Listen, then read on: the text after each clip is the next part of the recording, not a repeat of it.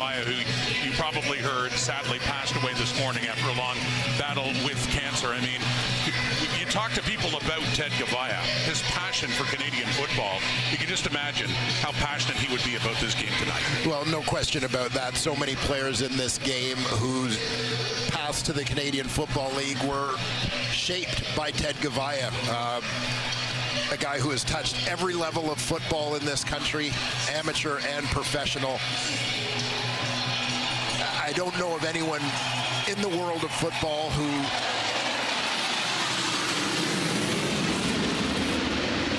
had the opportunity to work with Ted who just didn't speak glowingly about both the man and his abilities in player personnel. You saw that embrace between Scott Milanovich and Mike O'Shea, the head coaches for this game tonight. They, of course, were together along with Ted Gavaya with the Toronto Argonauts winning the Grey Cup in 2012. Milanovich as head coach, O'Shea as an assistant, Ted Gavaya in the front office of the Argos before coaching collegiately on several occasions, and also with the Winnipeg Blue Bombers, winning a couple of Grey Cups there, becoming the general manager at Hamilton this year, and sadly passing away. Our condolences. The Ted family and friends. He wants it to be about football, and this game is underway.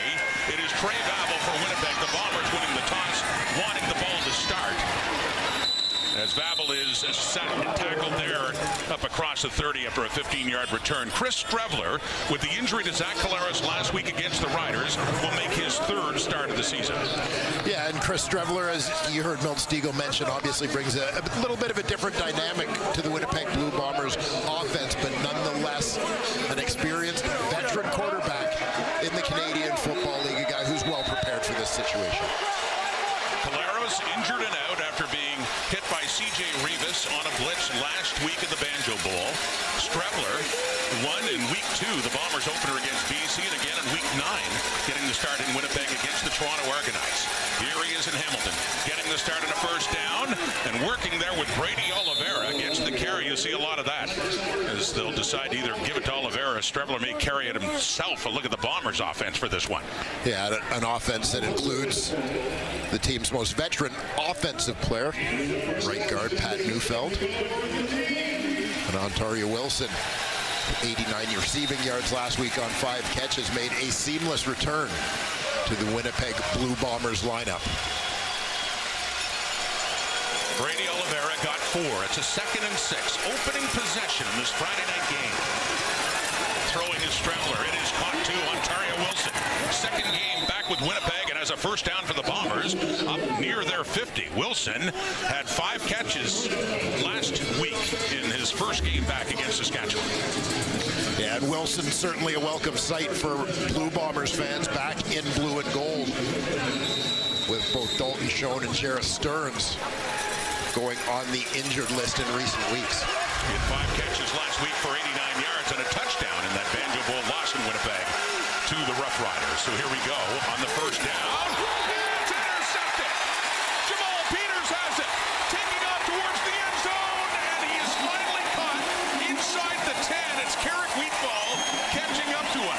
But Peters, with his 5th interception of the season, has set up Hamilton on that turnover to start the game, 1st and goal.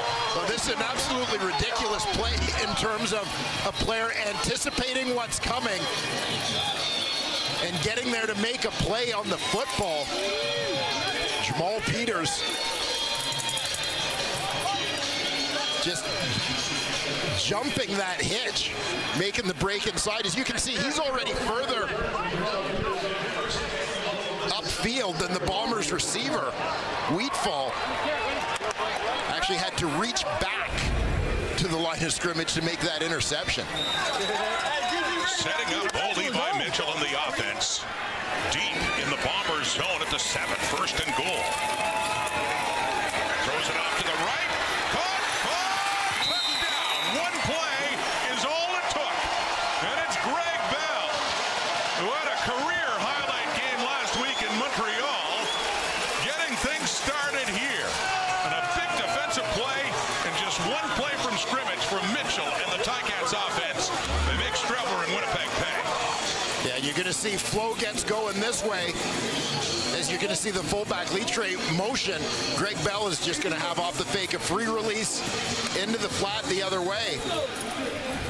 Breaks a tackle, makes his way in to open the scoring. Just barely into this game now. A couple minutes in. The pick, and then one play on offense into the end zone. Mark Leggio, the point after, is good, and a late flag comes out as well. Greg Bell. What a day he had, over 150 yards rushing last week in that victory over the Alouettes. And a great start here. Catches that short one, takes it in. 7-0, Ticats lead.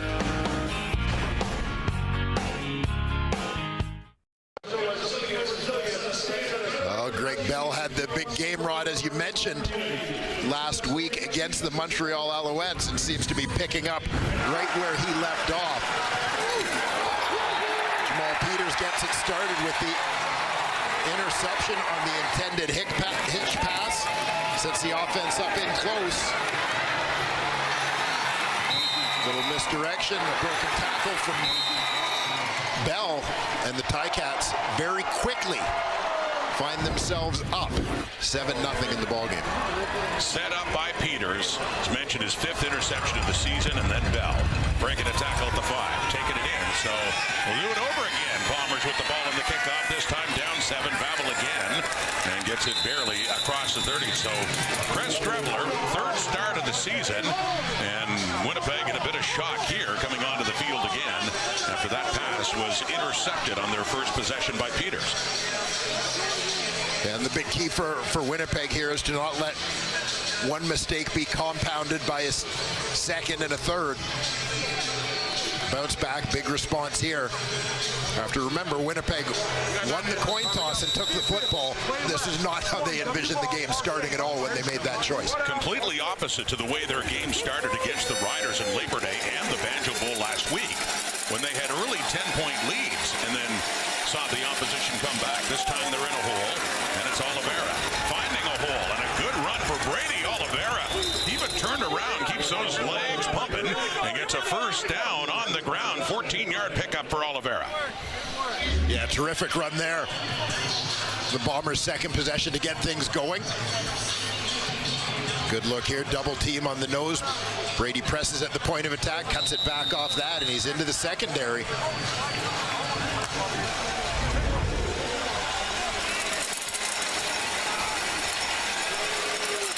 More productive game for him on the ground last week against the Riders. The week before, at only 5 carries for 24. First down play, the throw to Oliveira now through the air. Another first down, as it's Devin Verisuk tackling him just as he heads out of bounds, but not before he will move the sticks again, the Ticats defense. Yeah, Casey Sales comes back into the lineup at defensive tackle after missing last week's game due to injury.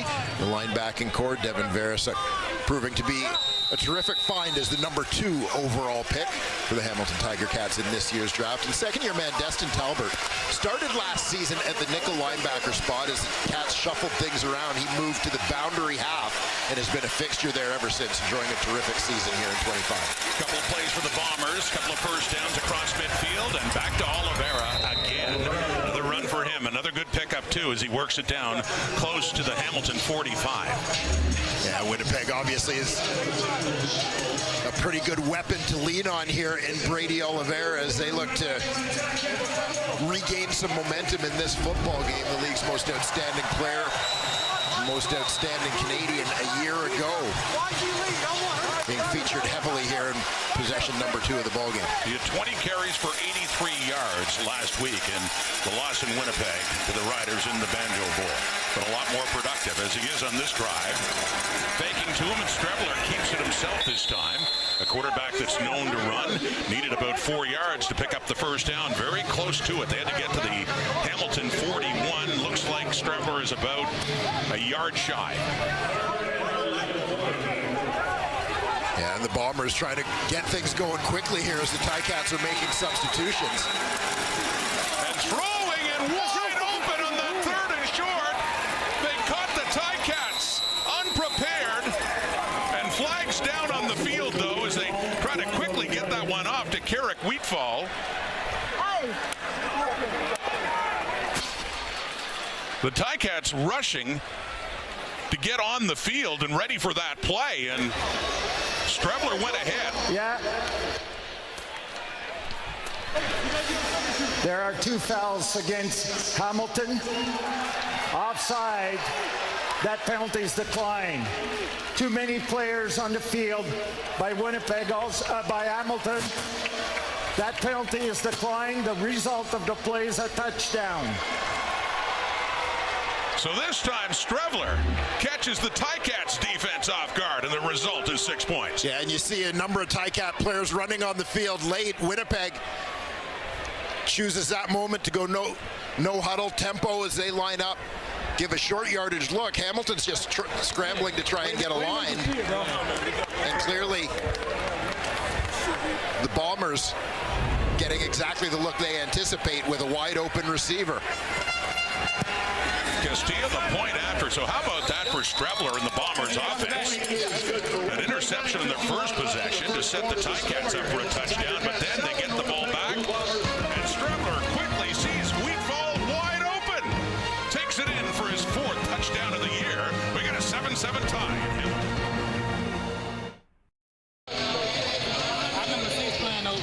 Well, Carrick Wheatfall with the big touchdown. He may not have an easier touchdown catch this season. As you can see, the Tiger Cats are trying to run some smaller bodies off, run some bigger bodies onto the field. Well, maybe needed one more small body to cover the receiver on the outside. Look at Wheatfall waving, letting his quarterback know he's wide open. And off to the races. And caps off a 5-play, 79-yard drive in the wildest way, with Wheatfall just standing there uncovered as the Ticats scrambled in what was expected to be a short yardage run on that 3rd down. Phillip Brooks, new returner in his 2nd game with the Ticats on this one. Up across the 40. And a good one here for Brooks, who had one game with the BC Lions earlier this season. And as mentioned, this is game 2 with Hamilton, 41-yard return. As Bo Levi Mitchell prepares to go to work, we talked a little bit about the run game for the Hamilton Tiger Cats and the production of Greg Bell against Montreal in week 14. Bo Levi Mitchell in that ball game with a season low 191 yards, but did run for a touchdown for the first time in a decade in that ball game. And it's Bell now. Yeah, Bo showed some good footwork on that touchdown run back late in the first half in Montreal, and Bell, explosive day in behind this offensive line. Yeah, an offensive line that includes the former Winnipeg Blue Bomber first-round pick and Liam Dobson, doing a fine job at right guard for the Tiger Cats. And as mentioned, Greg Bell, 156 yards for him, season high. Posted a season high in carries as well. As the Tiger Cats, everyone has talked about this high-powered, high-flying Tiger Cat passing attack, but they showed they can find different ways to get it done a week ago. 7-yard carry for Bell, 2nd and 3 back to him, and he works his way inside the Winnipeg 50, and that should be enough to move the sticks and a first down for the Ticats. And get a look here at the line of scrimmage.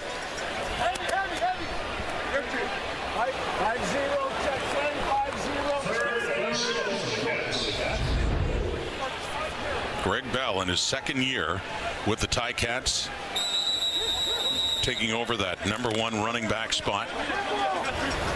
And where they marked him down is actually just a couple inches shy. So short yardage now. Jake Dolegala in, and Big Jake reaches right through the hole and just keeps going down to the 35. Dolegala was with the Bombers last year. In fact, was on their depth chart for the Grey Cup last November. Yeah, and I love the execution on this one from Jake Dolegala. The patience, no forward movement initially, just kind of shuffles to his right, lets that blocking scheme develop, picks his gap, takes it north-south for a nice gain into Bomber territory. He's been handling their short yardage plays at quarterback, 3rd in the depth, and behind Bo and Taylor Powell as well. Had a number of starts with the Saskatchewan Roughriders a couple of years ago. 1st and 10 from the Winnipeg 35. Back to Bell, left side. And not much doing there. They have him wrapped up just in behind the line of scrimmage. It's Jayden would be among those Bombers in on Bell, pushing him back. And taking a look at this Bombers defense, Cam Lawson gets the start at defensive tackle tonight. Former Queens Gale, enjoying a fine season here for the Bombers. Kyrie Wilson, one of the unsung heroes of the Bombers defense, veteran linebacker, and Demario Houston making his return at the boundary corner spot for the Winnipeg Blue Bombers. His last game for the Bombers was on this field 2 years ago in the Grey Cup against Montreal. It was with Calgary last year. Deep shot, Mitchell to the end zone, coverage there, and Shamar Bridges one-on-one with Dexter Lawson, and Bridges wanted the flag. He does not get one, and a 3rd and 10 is coming up. Yeah, essentially giving the big target Bridges an opportunity in a jump ball situation. Dexter Lawson, the former Ticat, providing tight coverage on that one, running stride for stride with the Tiger Cat receiver.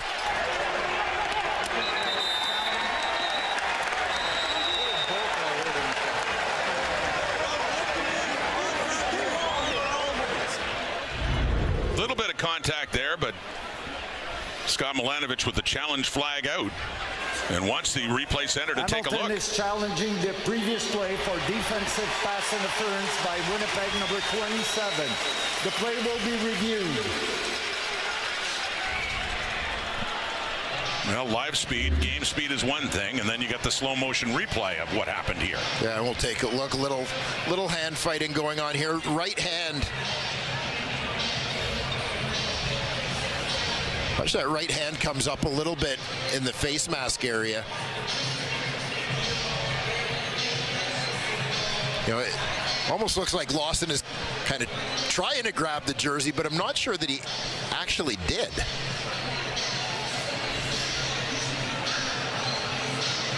Dexter Lawson, as you mentioned, Dwayne, a former Ticat with the Cats in 23 and part of the 24 season before heading over to Winnipeg this year. Knows these parts well, and just awaiting word from the command center and whether or not this is PI deep down at the goal line of the Bombers. Andre Proulx is the referee who has the decision from the replay center.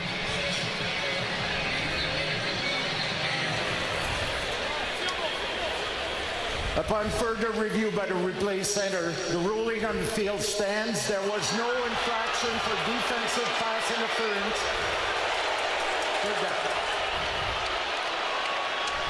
Tiger Cat fans in stripes on this call and not liking what they just heard.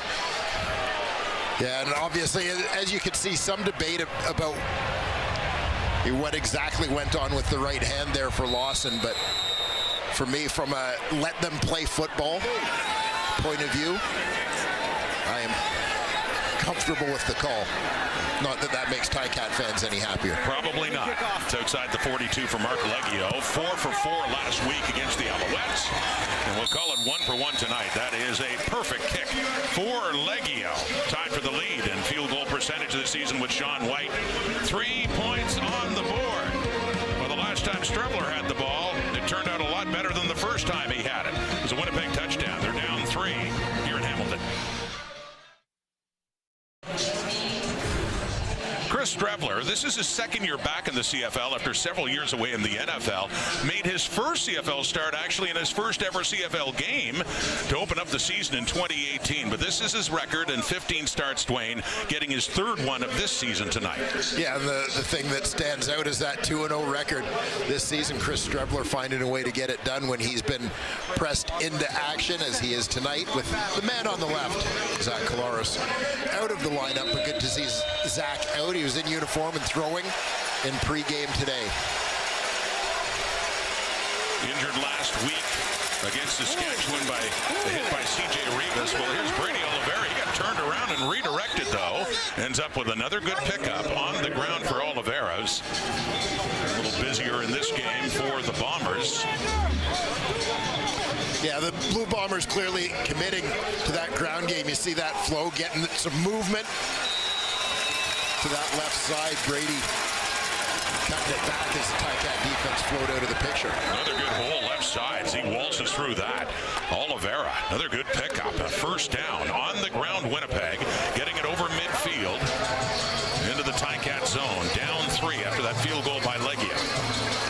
think when you look at this Winnipeg Blue Bomber offense, power running game with Brady Oliveira, and so many things that this creates in terms of counters and various options with the athleticism of Chris Strebler in that backfield as well. Already 45 yards rushing, Oliveira, and there's his 6th carry of this game as he picks up about 4 more, down to around the Hamilton 45.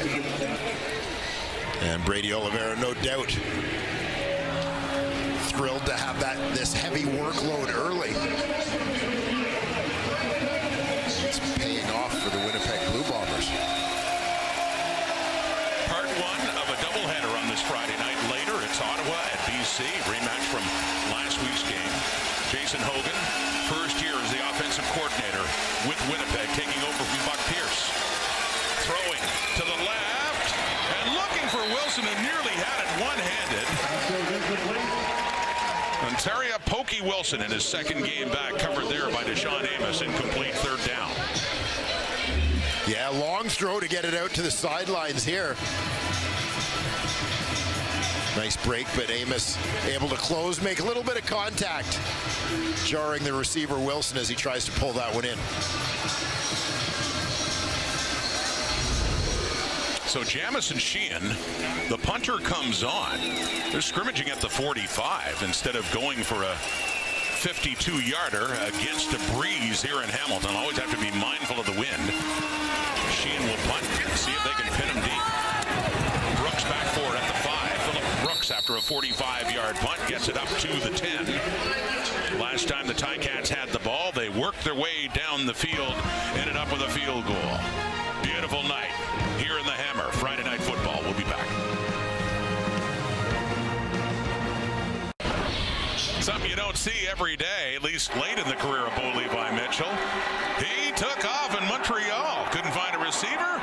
Ends up in the end zone. Now, you don't imagine he's had a lot of rushing touchdowns. There was a time when he did, but it's been over 10 years. Actually, September 25th, 2015, so just shy of 10 years for Bo Levi Mitchell. All those days going by. But hey, we asked Scott Milanovic about it. He doesn't mind him. Thinking better that than just hang in the pocket and make a bad decision. Well, that's it. This is a league in which at times you have to use your legs to extend plays if the defense is giving you an opportunity to pick up a first down or even score a touchdown. You can't be afraid to make that decision. By the way, he only threw for 191 yards, and asked Milanovic about the game, and he was saying some people thought it was winning ugly, that one in the rain in Montreal. He thought it was beautiful to win differently with good defense, running the football they did with Greg Bell.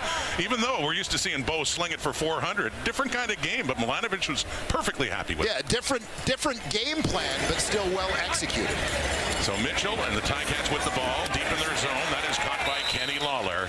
Up against his old team for the first time. Think of the great years Lawler had, making spectacular grabs in blue and gold and then taking his act to Hamilton. And by the way, it was Ted Gavaya who orchestrated that, made a call to Bo Levi Mitchell, asking him basically, would you be interested in Kenny Lawler? You can imagine what Mitchell said. Yeah, I think the numbers that those two have generated in tandem this season for the Hamilton offense tell you exactly what Bo Levi Mitchell thought about adding Kenny Lawler to his receiving corps.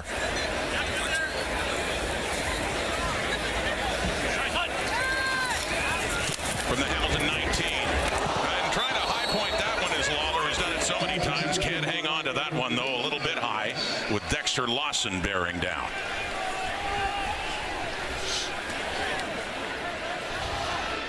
You mentioned Rod Winnipeg choosing to punt rather than attempt a long field goal, obviously looking to try and turn the field a little bit in this one, playing for field position. Got a good punt from Jamison Sheehan. But a big second down here. They look to shut down the Tiger Cats and maintain this field position advantage. Here we go on a 2nd and 10. Hamilton 19. Mitchell steps up and manages to get it by Willie Jefferson and into the hands of Brendan O'Leary-Orange. Not easy, even with big number 5 reaching back, but makes the most of it and picks up a Ticats first down. Yeah, Brendan O'Leary-Orange, one of the many former Winnipeg Blue Bombers who moved to the Hamilton Tiger Cats this season with general manager Ted Gavaya.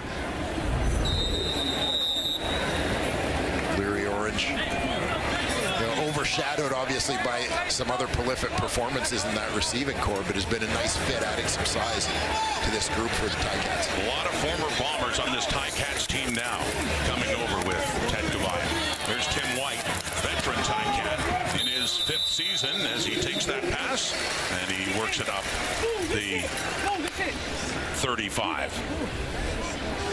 Yeah, just a high percentage quick hitter there. Getting the ball in the hands of Tim White. Getting the veteran receiver involved a little bit here. Well, I mentioned Ted Gavaya, of course. Team Ted, you see the shirts everywhere. We have them. This was a planned event as Ted was battling cancer and sadly passing away this morning, but there will be a ceremony after the first quarter. Stick around with us. We will not be going to break. We'll be going right down to the ceremony honoring the late Ted Gavaya. 2nd and 3, Hamilton 36 now, and running Bell, and he tries to work his way around Tony Jones, who is the 2nd leading tackler in the Canadian Football League.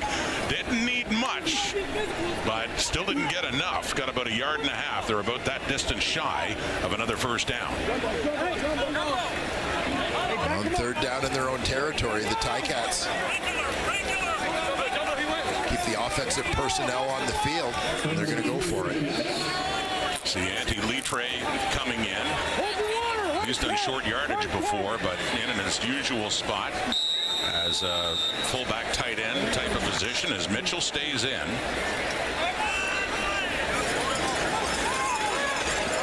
It is 3rd and 2. Hamilton in their zone. And Litre steps in behind to take the snap. Trying to draw him offside by the looks of things. That ball is not snapped. That's what they were doing on the 3rd and 2. You saw Litre go into motion, and then I mentioned that position that he's been in before as a short yardage quarterback with Bo standing in behind him. Timer, please. So, given the solid couple of yards that they needed in that circumstance, not a surprise to see the Ticats go that direction, not snapping the ball, just hoping they could get an easy one off the penalty. Instead, they take the time count, so Nick Constantino stands back to punt this one away inside his 20. For the left-footed Australian to Trey Vavel, back for it at his 20, just inside. Vavel goes left. A 60-yard punt by Constantino, and he gets it up to the 34. And with more from field level, let's say hello to Matthew Shinetti. Well, condolences are what you offered today, Rod. And when I spoke to Mike O'Shea and offered him my condolence, he said it wasn't my loss. It was a loss for the entirety of Canadian football, because Ted Gavaya's fingerprints are really everywhere at university level, at the professional level. And when you have someone like that, well, those places, they reach back today. The Ticats, the Argos, the CFLPA, the CFL itself, all sharing their condolences about Ted Gavaya today. But when you were on the field before game, it wasn't sorrow. The shared jersey was Team Ted. Scott Milanovich spoke to the Ticats before the game, but they didn't want to share that message. You said it perfectly, Rod. Ted Gavaya wanted it to be about the game today. His legacy lives on. Amen, Ted. Rod. Well put, Matthew. Thank you for that. And it's Winnipeg football. Ted Gavaya had been with the Bombers, as mentioned, for several years leading up to this one. I mean, he's from this area, Burlington kid who grew up adoring the Ticats, but what a contribution he made to the building of the Winnipeg roster. Yeah, no question of that. As Mike O'Shea mentioned to us this week, they were hired at the same time in Winnipeg. Mike O'Shea coming on as the head coach, Ted Gavaya as an assistant general manager under Kyle Walters. But Ted, a gentleman with a wealth of experience in scouting football talent. Last play, first quarter, and Oliveira on the screen, he slips. He had something going. He got it up across the 45 and enough for a first down. So the second quarter will begin with Winnipeg still with the football and trailing it by a score of 10-7.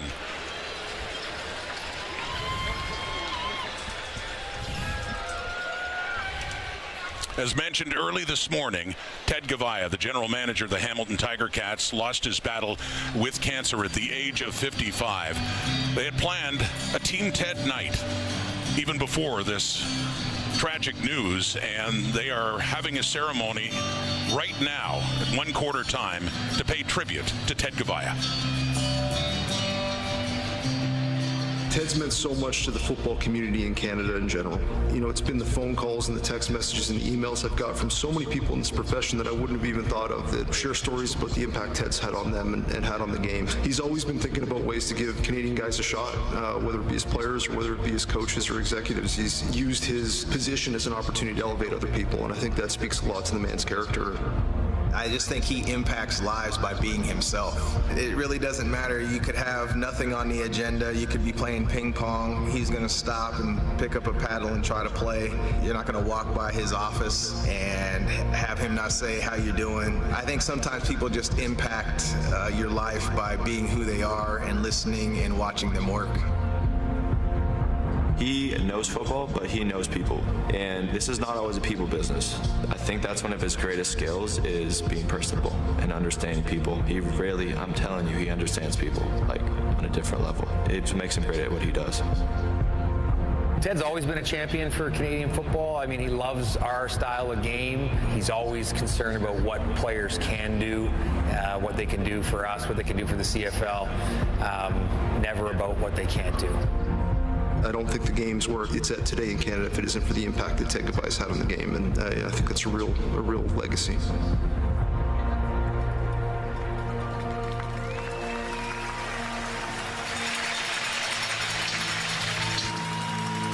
Hamilton.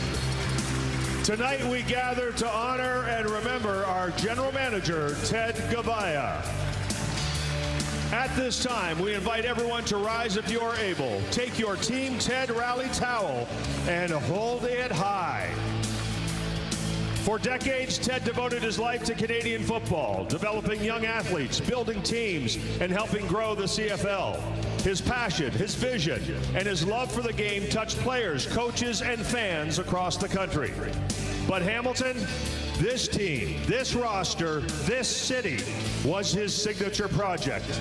Ted came home to build a champion here, and his fingerprints remain everywhere.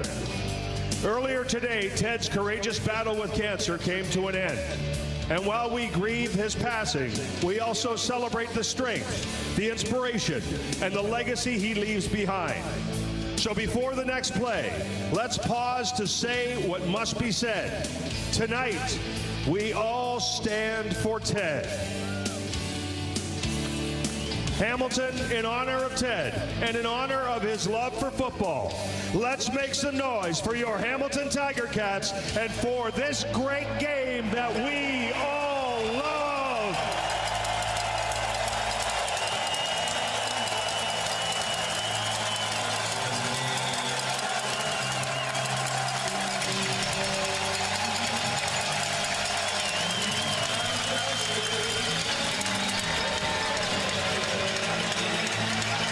With courage by the tragically hip playing in the background and fans cheering. And sure, it's one team versus another tonight, but all united in memory of Ted Gavaia, who has, we've been saying and has been said, touched both franchises so dearly. His years in Winnipeg and getting a chance to be the general manager of a team. He used to go, Dwayne, to Iverwin Stadium, to old Ticats games. And a dream come true for him to come back and be able to have a hand in building this team. No question, getting his football start in neighboring Burlington, Ontario. His hometown, played high school football there, came back, coached high school football there, before moving on to the university ranks. Second quarter begins, sorry, Dwayne, to Dylan Mitchell. But yeah, finish your thought, because I know you talked to him many times about all the various levels of football that he'd helped out at. Well, yeah, and just as you've heard so many people say, a guy who is incredibly passionate, not just about the game of football, but about the game of Canadian football and the people in it, and helping to develop and grow the game in this country. You know, he's a guy who paid his dues to get to where he was, and as you heard, tried to use his position to help others do the same. Strattler throwing, nearly intercepted. intercepted by Kyler Fisher. Strebler has already thrown one pick in this game back in his first pass early on, and over the middle that time.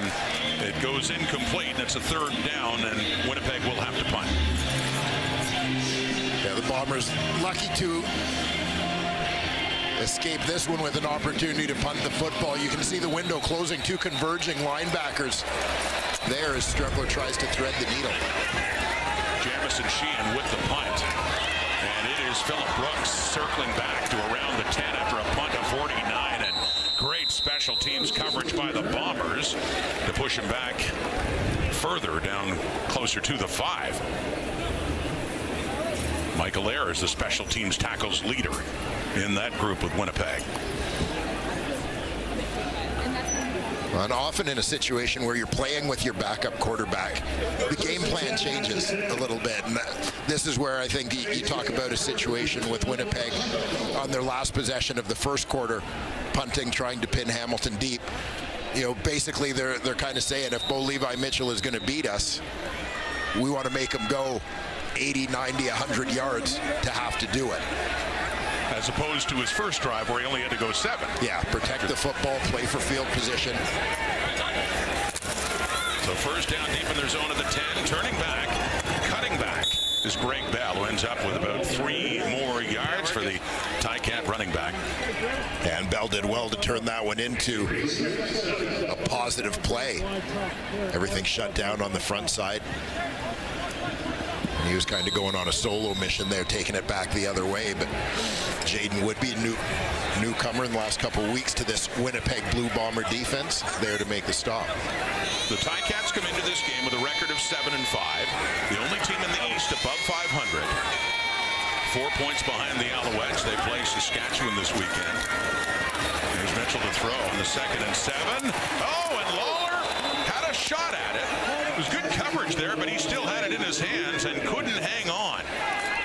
Something you don't often see from Kenny Lawler. A 3rd and 7 coming up. And yeah, the field position game working out well for the Bombers as the defense stands strong, and Constantino's going to have to punt it from his end zone. And there you saw that one, as you said, Rod, deflecting off the hands. And Lawson there to ensure that Lawler didn't have a second chance to get it off the bobble. Trey Babel at the Winnipeg 45, so they have managed to flip the field and see what they can do with it when they get the ball back. And a good punt by Constantino, chasing him back to the 62-yard punt, but a good return here by Babel, working his way up closer to midfield. And Owen Hubert, ultimately the one pushing him out of bounds. Brady Oliveira, 7 carries, 52 yards so far in this game, and we're early in the second quarter. The Bombers trail the Ticats 10-7.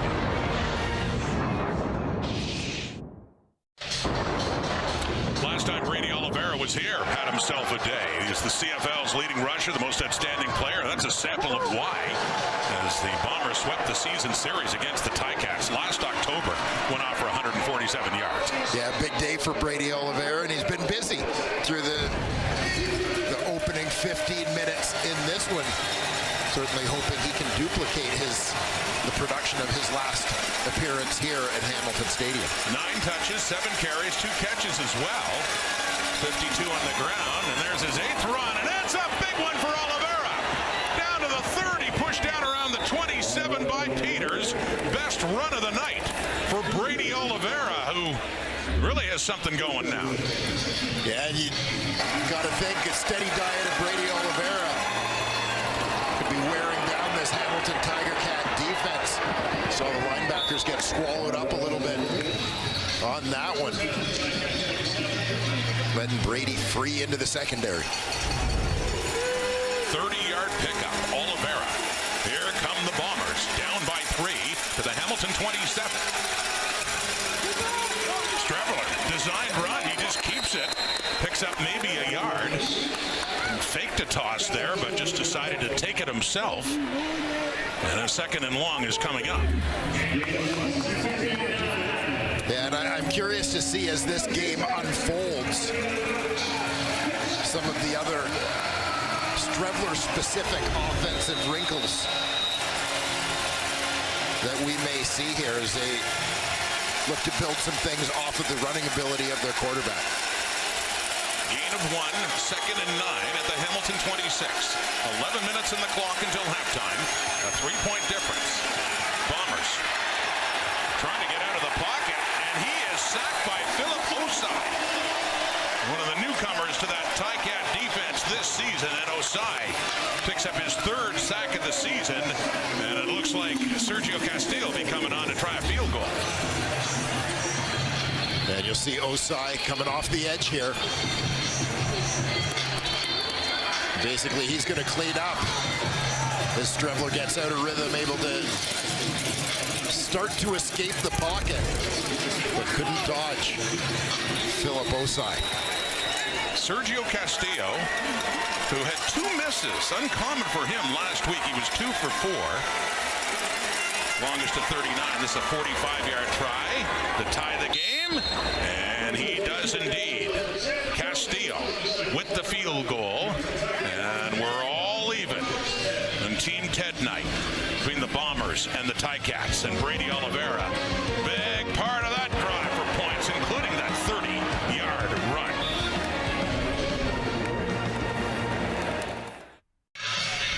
When they say overdrive is everywhere, they're not kidding. That includes BMO Field in Toronto next Friday before the Argos host the Alouettes on TSN. Hayes, the coach. Hayes, can't help but see him as a coach, right? And I see Noodles with some Edmonton gear. Of course, that's where his loyalties lie. And how about rush end?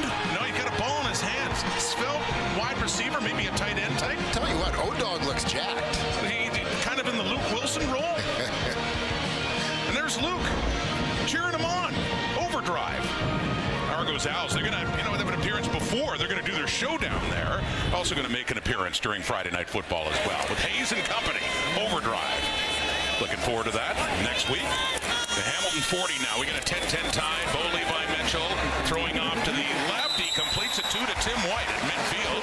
First down, Hamilton.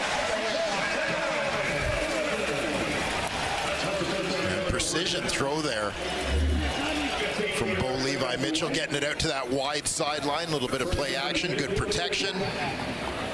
Just drops it in there to Tim White just before he hits that sideline.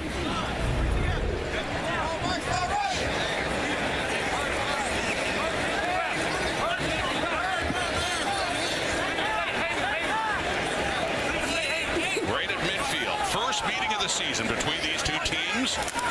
And on the 1st and 10, it is Mitchell over the middle and open. That's Lawler against his old squad. Lawler with the catch. He gets it down to the 35. And Hamilton's offense suddenly on the move. Another first down.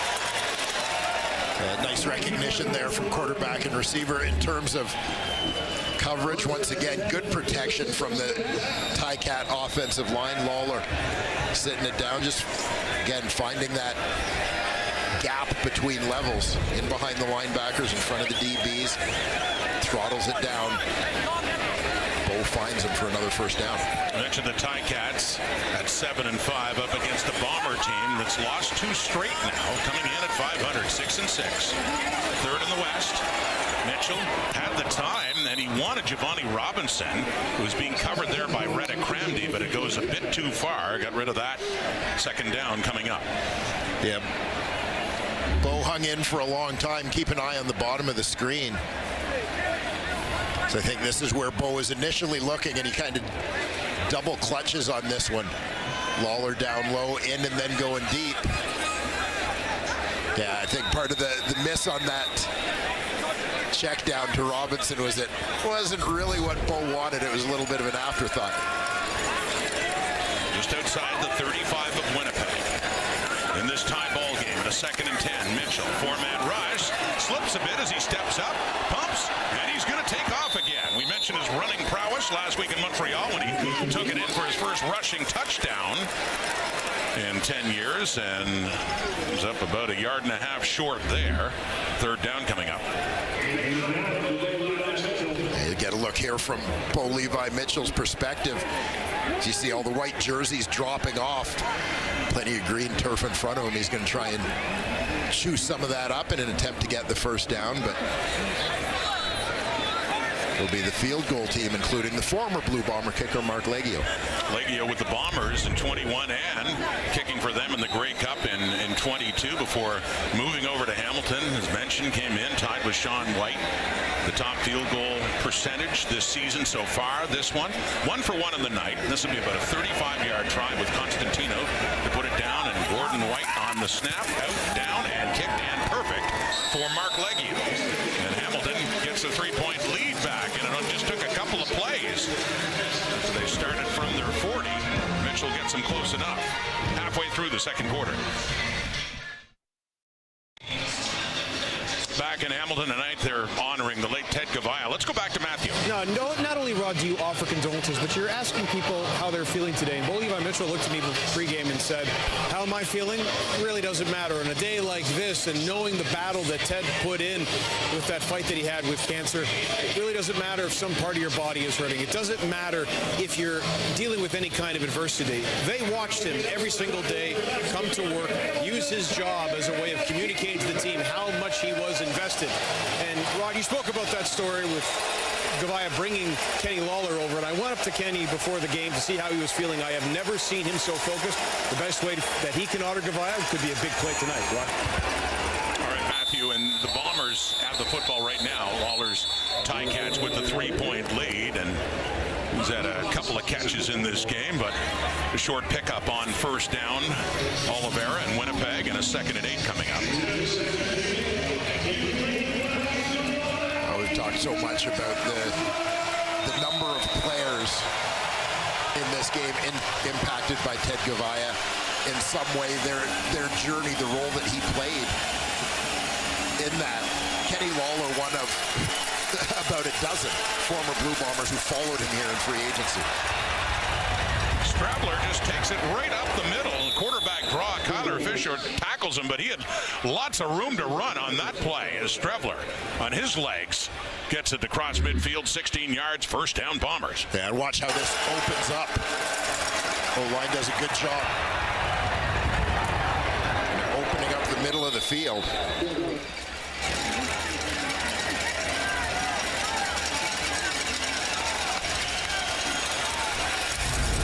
16-yard gain, 3 carries for Strevler for 20 yards in his 3rd start this season for the injured Zach Polaris.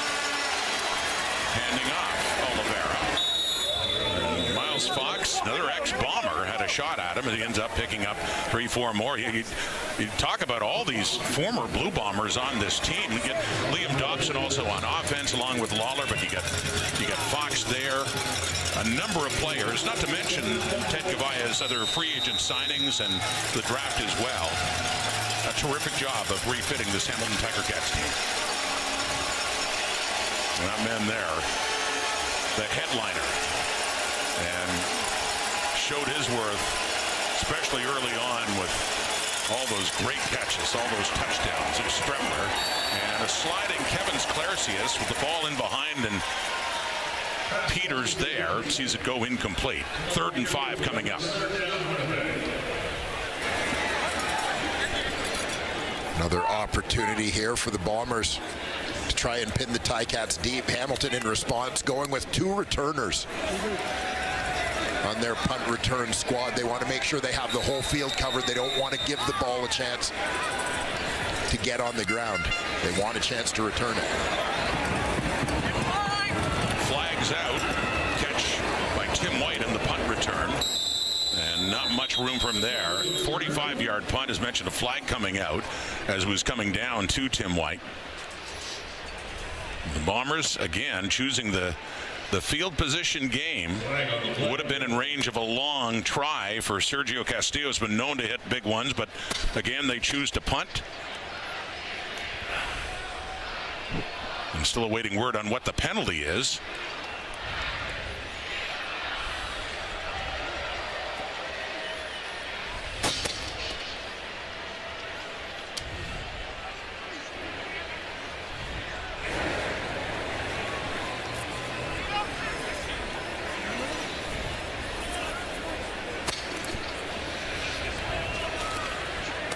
More discussion takes place, but it looks like the Cats will be still scrimmaging deep in their zone around the 15, 16-yard line. Andre Proulx now in conversation with Hamilton head coach Scott Milanovich. We'll get the official call here. Illegally downfield on a kick. Winnipeg number 34. Hamilton has elected to have the penalty applied from the point of last scrimmage 10 yards back. So wants a re-kick now. Connor Shea, the rookie for the Bombers, the one that's flagged for being illegally downfield. And so Sheehan this time will stand that much further back, 10 yards further back. And what is now a 3rd and 15. And Connor Shea, who lines up as the left tackle on the Bombers punt team. Essentially those interior linemen in the punt protection unit can't leave in coverage until the ball is kicked. So Shea out a little early.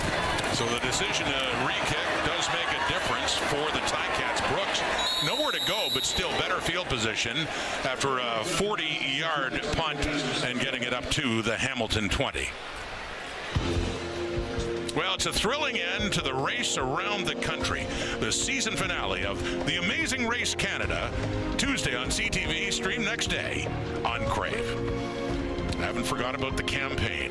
Marshall Ferguson, Dwayne Ford next year in The Amazing Race. What do you think? Well, I mean, it was Marshall's idea, wasn't it, or yours? If you could pick any CFL on TSN personality to be your partner on The Amazing Race, yes, who would it be? Well, don't say me. No, I'm asking you. Who would be for me? Yeah. Oh, I'd be taking you. Absolutely. Left side. But I think for you, Marshall would be a better partner to have. Well, you notice I wasn't jumping at your partnership offer there. Take the one who is younger, more athletic. Fresh legs, man. And an old quarterback, too. Fresh legs, yeah, definitely. 2nd and 7 now. Hamilton football with a 3-point lead, 4 minutes on the clock until halftime. 4 receivers out to the right, throwing it that way to the flat. It is caught by Bell. Spins it up, gets a first down too, up to around the 39 late in this first half.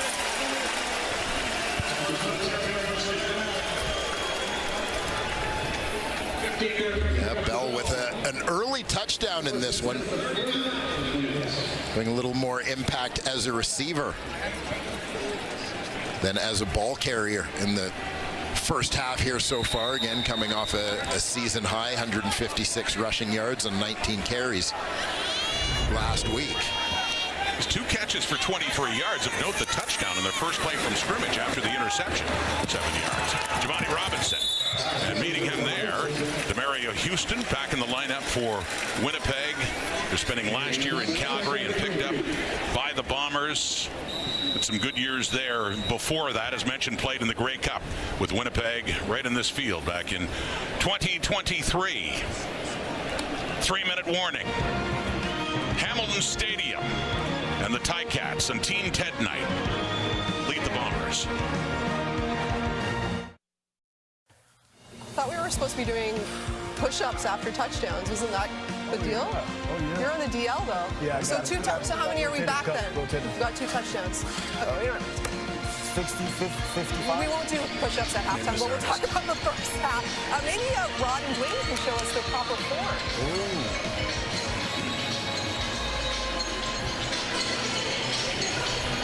Oh, we could, Laura, we could, but there are no cameras available up here right now. They're devoted to the game, but Dwayne and I have been doing our push-ups. Every commercial break. Yeah, every first down. We sound out of breath. Maybe not. 2nd and 3 here. With Laura and the panel coming up at halftime. And a little quick hitter to the right there to Keandre Smith for his first catch of the night. And another first down for the Ticats approaching midfield. Keandre Smith, who's emerged as the Ticats' second leading receiver this season, behind Kenny Lawler.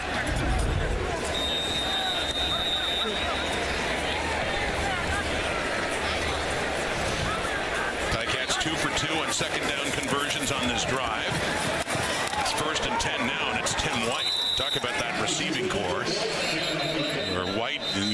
Lawler. You got Keandre Smith and having a career year, his young career. Add in Brendan O'Leary-Orange. And it's been an excellent receiving core for the Ticats this year. Hamilton, number 4, 10-yard penalty.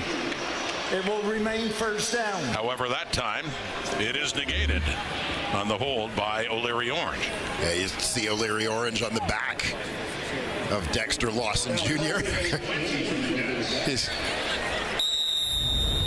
Any arguments on the call? Well, it's hard to argue that Lawson is embellishing when there's an arm around his neck. Yes. And he was going in that direction, so no. 1st and 20 now. Ticats push back. 2 1/4, or 2:25, I should say, until halftime. Throwing, midfield, up and down, and a good catch there with the coverage from Houston by Kenny Lawler. And his old teammate, and gets it up across midfield, and they get a lot of that penalty yardage back and more. It'll be a 2nd down and about 7. Yeah, matchup on the outside here. Lawler versus the corner, Houston. Just able to secure that ball as his legs are taken out.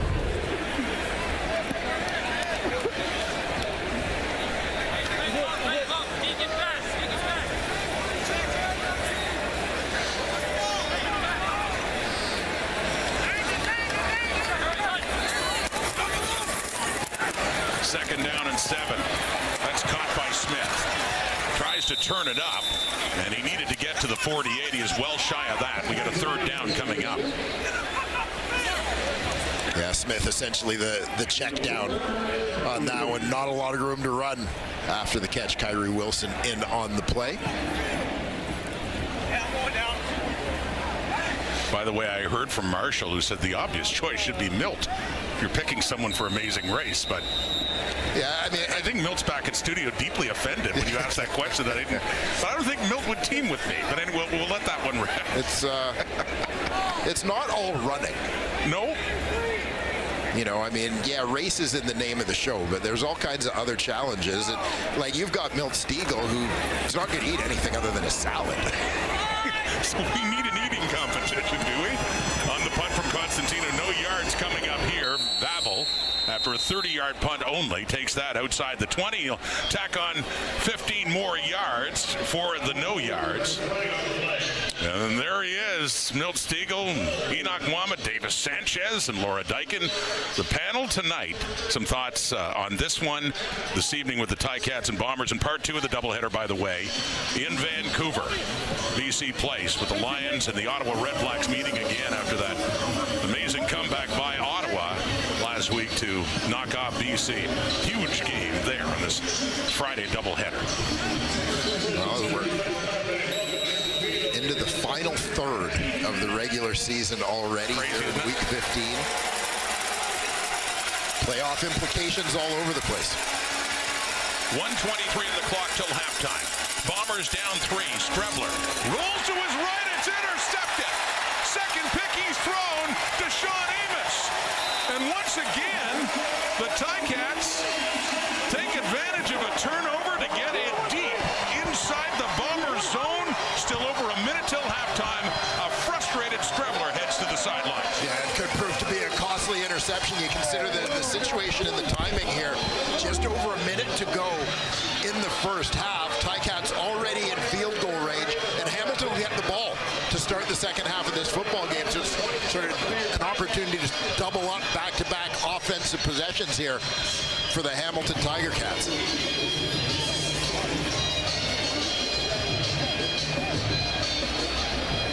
Sean Amos, who started his career with the Calgary Stampeders, had some good years, winning Grey Cups with the Toronto Argonauts, and now over with the Ticats with his second interception. And down to the 26 Winnipeg. Still plenty of time here for Hamilton. There's Greg Bell, eating up yardage again as he gets it inside the 15. Good pickup by Bell. And another first down for the Ticats as they approach the Winnipeg end zone. Saw the frustration from Chris Strebler on the sidelines. We'll take a look here. Watch the patience from Bell.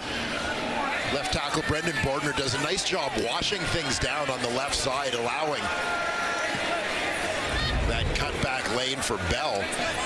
But Strebler frustrated on the sidelines as he knows these 2 interceptions he's thrown have created a great opportunity for Hamilton to put points on the board. Already a touchdown off that first turnover. At the 13, see what the Ticats can do quickly. It is caught and down around the 6. Pick up about 6-7 yards, and that's Kenny Lawler with it. Second down coming up. 51 seconds on the clock.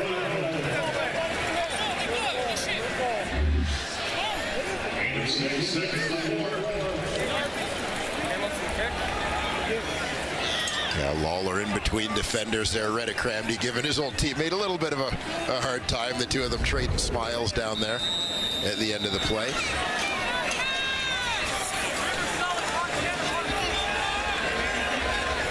An emotional night for Lawler, I'm sure, on a few levels, including facing his old team for the first time. The throw, end zone, touchdown, Tim White. And again, the Ticats make Winnipeg pay for that interception. 13 points off turnovers with the point after try coming up. The Tiger Cats have been opportunists. We talked about Winnipeg playing a field position game here today. When they've avoided turnovers, they've been able to do that very successfully, but 2 interceptions returned deep into Blue Bomber territory, accounting for 13 of the 19 points so far. Perhaps soon to be 14 of 20 with that extra point pending. From Mark Leggio, put down by Constantino, and yes, indeed, 14 points off turnovers. After that touchdown by Tim White from Bo Levi Mitchell, the 5th touchdown of the season for White. 2 touchdown passes for Mitchell is now up to 26. And for Strebler, frustrating in this start, his 3rd of the season against the Ticats. Another look at this second interception thrown. And you can see tough one there as Deshaun Amos is right in the hip pocket of Nick Dembski and making a break to fight his way in front of the receiver. Nice job by Mitchell there. Looks like a simple thing, but basically putting the ball where only Tim White can get it. Chris Strebler's got to shake that one off. Prepare to fight the next possession. Heard him saying, "We love you, Ted." Thinking of the general manager, Ted Gavaya, but this has been a problem for Winnipeg lately, too, with the turnovers and the customary stat of the negative turnover ratio for a Mike O'Shea team, but that has been a big problem. Ball security. And it's cost them here now with another Hamilton touchdown and a 10-point lead, and Babel with it late in the first half. About a half minute to go, running around and going nowhere there as he is tackled. Braxton Hill and Ryan Baker in there for the Cats, and Strebler will come right back on now with 28 seconds to go until they head off to the dressing room.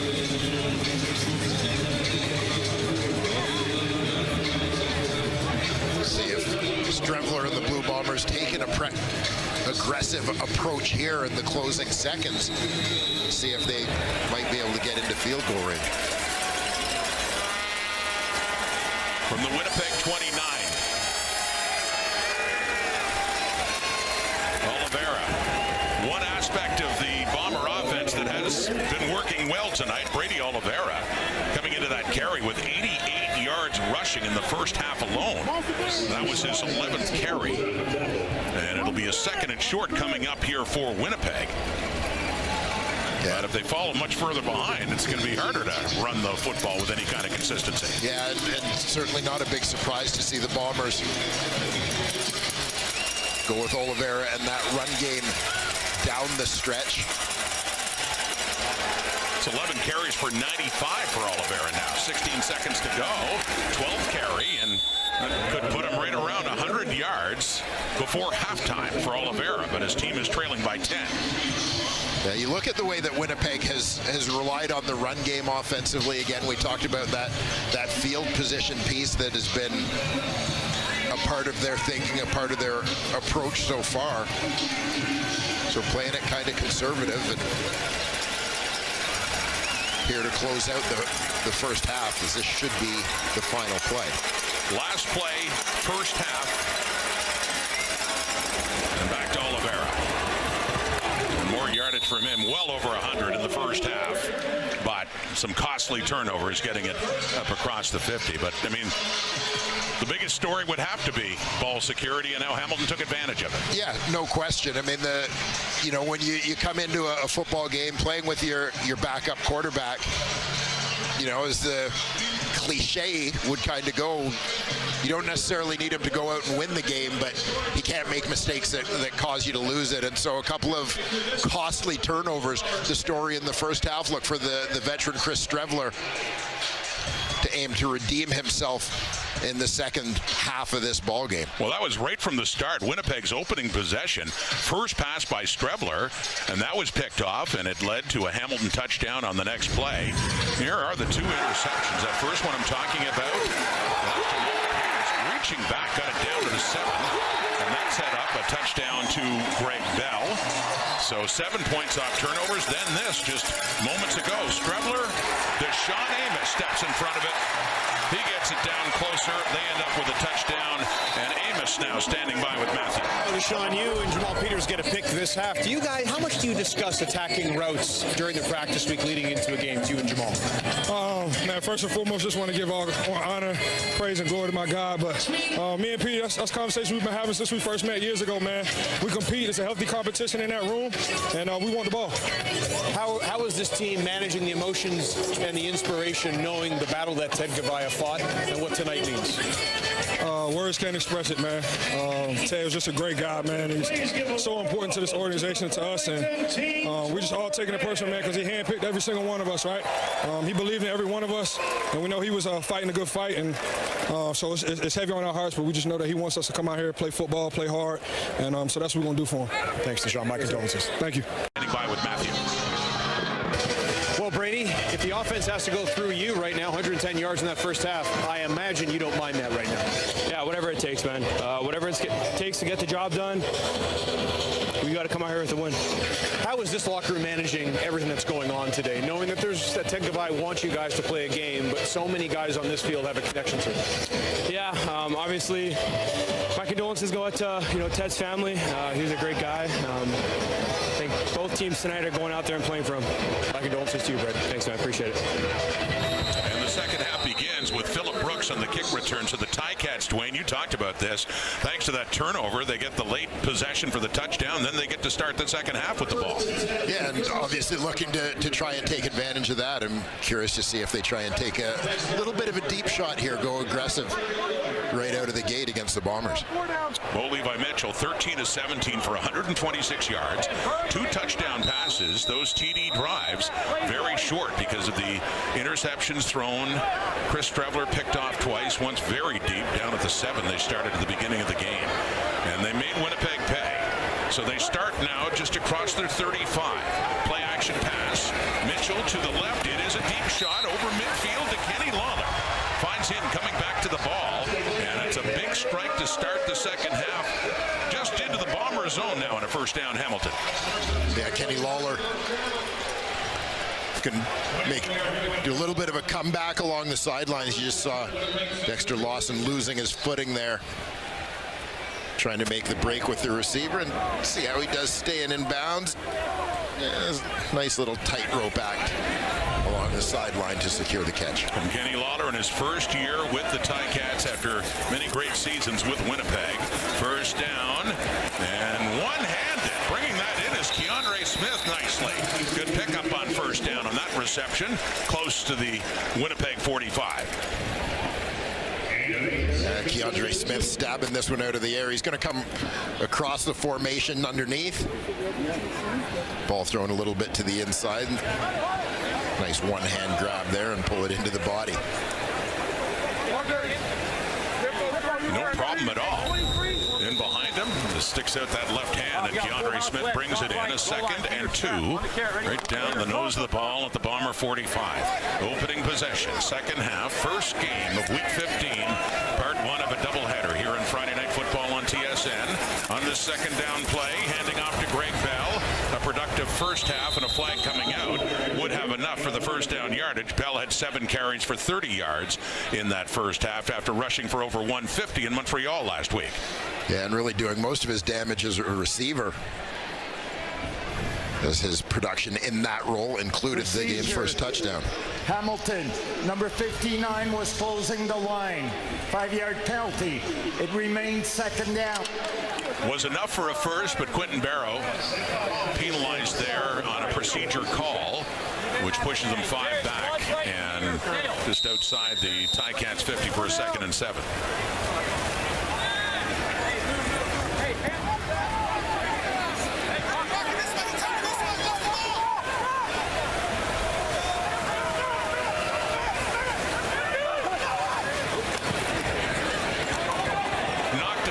Scrimmage, and it falls down just inside the 40. Closest receiver, Brendan O'Leary-Orange.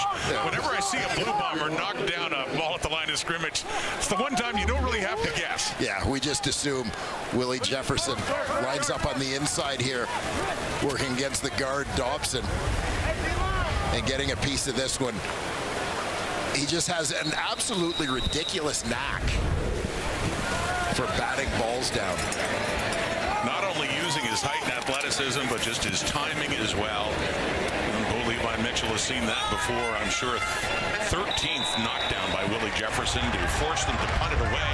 And a good punt there by Nick Constantino to pin the Bombers back inside their own 5. Jamal Peters starting the game off with a bang and an interception that led to the first points and a Hamilton touchdown.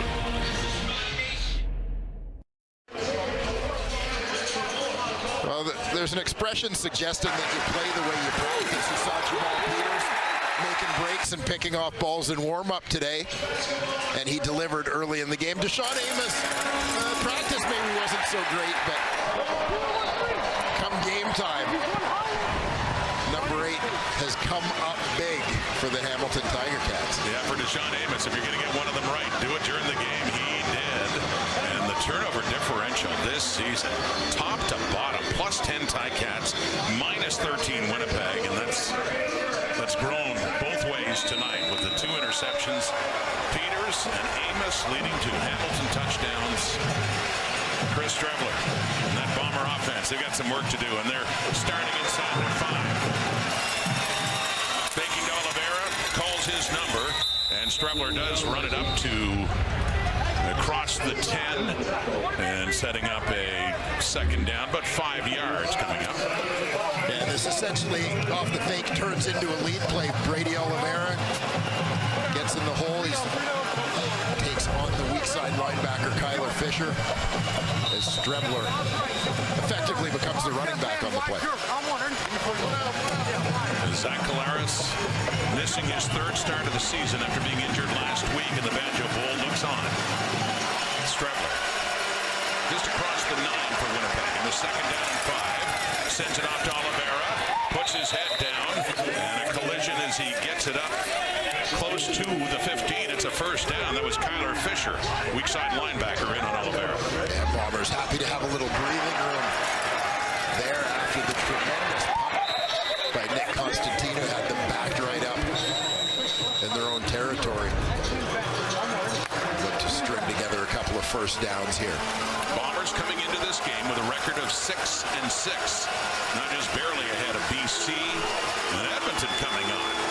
And the Lions play Ottawa later on tonight. Oliveira. Another carry for him on a very busy night as he works that one up just across the 20. Another good gain. 6-7 yards, 2nd and short coming up here for Winnipeg.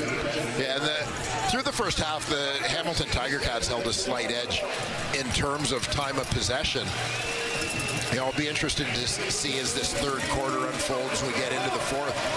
Winnipeg has given the Hamilton defense such a steady diet of Brady Oliveira running the football, and they've had some success in that regard. We'll see if that starts to take a physical toll as the game rolls on. They can start carving out some bigger chunks of yardage. Down by 10, still plenty of time to start in the 2nd half of that time. Reggie Stubblefield, Philip Osai, Casey Sales in there. And Oliveira can't get much, and we get a 3rd down coming up, and the punting unit coming on for Winnipeg. And big stop there for the Hamilton Tiger Cats. Again, we've a lot about field position in the course of this ball game. Terrific job by Constantino to leave the Bombers starting inside their own 10-yard line. We'll see what the Ticats can get off the return here. See what the total net gain is on the exchange of these two punts. On the third down, Jamison Sheehan, 2 punted away, and it is Brooks, Phillip Brooks, in his second game with Hamilton, and his third in the CFL after a 54-yard punt, and he works that one up around the 45. Kenny Lawler against his old club. He has 5 catches for 70 yards on Team Ted night in Hamilton.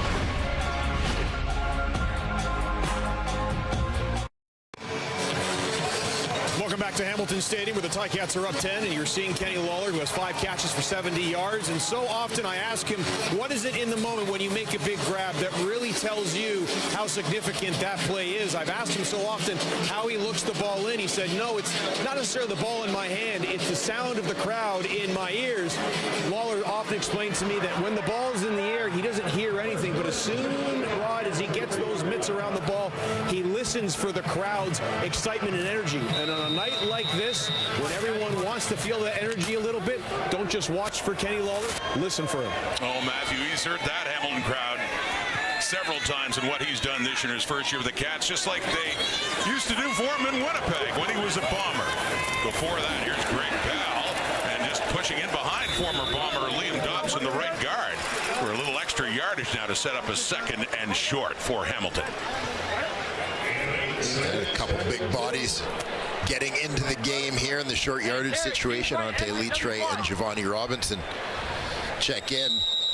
Ticats may be a little limited in some of their offensive personnel sets here in the second half, as their 6th offensive lineman and occasional fullback, Jacob Zott, is nicked up. Andy Litre in motion. The handoff to Bell. Easily has the first down and more. Greg Bell on that 2nd down. Only needed a couple of yards. He gets it across midfield, down closer to the Ticats 50. Yeah, terrific burst here from Greg Bell, and you'll see the way once he gets to second level, attacks the outside very nearly, escaping with a cut back to the inside, but Demario Houston gets enough of them to bring him down. That ball is at the Winnipeg 51. The Ticats, third quarter, 10-point lead. Their touchdowns have come on short drives after interceptions. Driving now, but wrapping up Bell nicely shortly after he gets the football is Willie Jefferson, who's done it all in his career, especially the knockdowns and the sacks, but a good tackle there to still make it a 2nd and 6 after a 4-yard pickup by Bell.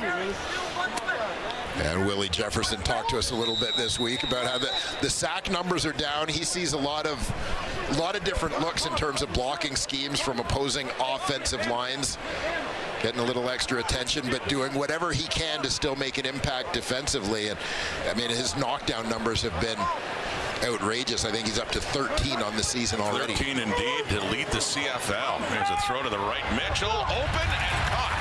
A little low in there for Lawler, but still good enough for another first down.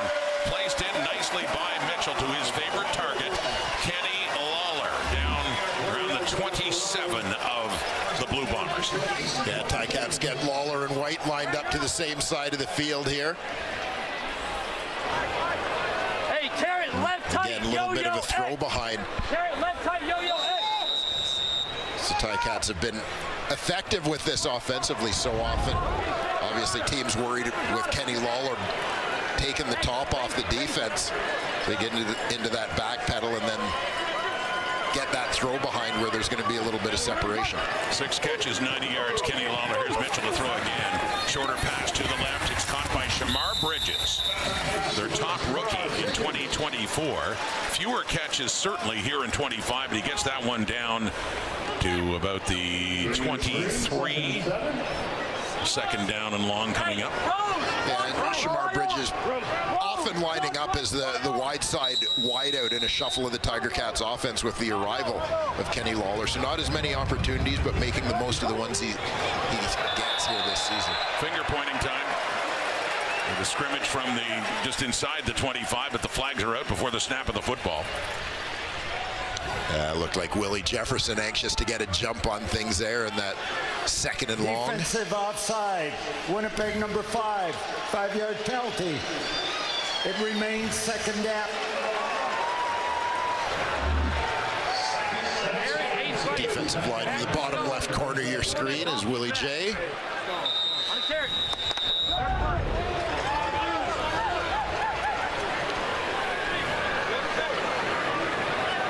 So it's a second and short now. The Ticats get closer. It's Bell, first down. Down closer to the 10. Kyrie Wilson on the tackle, but the sticks move again for the Ticats. Looking for a longer touchdown drive here in this third quarter to really take charge against Winnipeg. Get a close-up look here once again. Starts off to the right.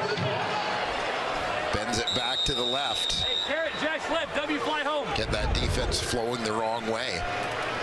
As Bell takes advantage of his strong change of direction skills. This drive started at the Hamilton 43. They have it down to the Winnipeg 11 now in a first and 10. Bo Levi Mitchell and the Ticats. Faking to Litre, the toss right to Bell inside the 10, the 5. And tackled there by Cam Allen, but not before he sets up another second and short. They could get another set of downs if they can work it down to the 1, but awfully close to the end zone now. Yeah, nice complementary run game with the two backs in the backfield. Fake to Litre on the inside as Bell kind of jump starts that option path to attack the edge on the far side. Second and 3 at the Winnipeg 4. Ticats up by 10 and looking for more. Mitchell with time, steps up to the left, takes off, and nowhere to go. And heat coming in as he does get it, just advances it maybe a yard. See where they put it down. The bottom line is, it is a third down. And it looks like, yes, the field goal unit and Mark Leggio will come on as they will settle for 3 after a very good drive here in this third quarter. Yeah, Bo may have been thinking of trying to stretch his touchdown streak to 2 games, but things closed down quickly there as he started to take off. Well, he had them in bunches before 2015.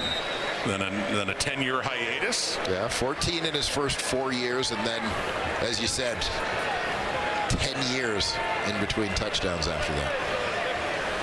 Mark Leggio's 2 for 2 with a short attempt here. Down around the 13. No problem at all.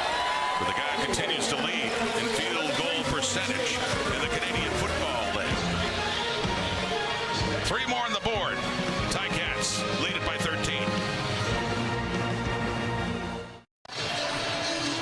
Laura was talking earlier about push-ups after every touchdown. How about this version here, the youngest member of the Box Jam Boys?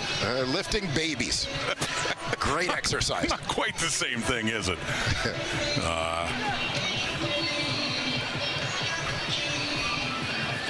Getting a nice lift for that young Ticat fan.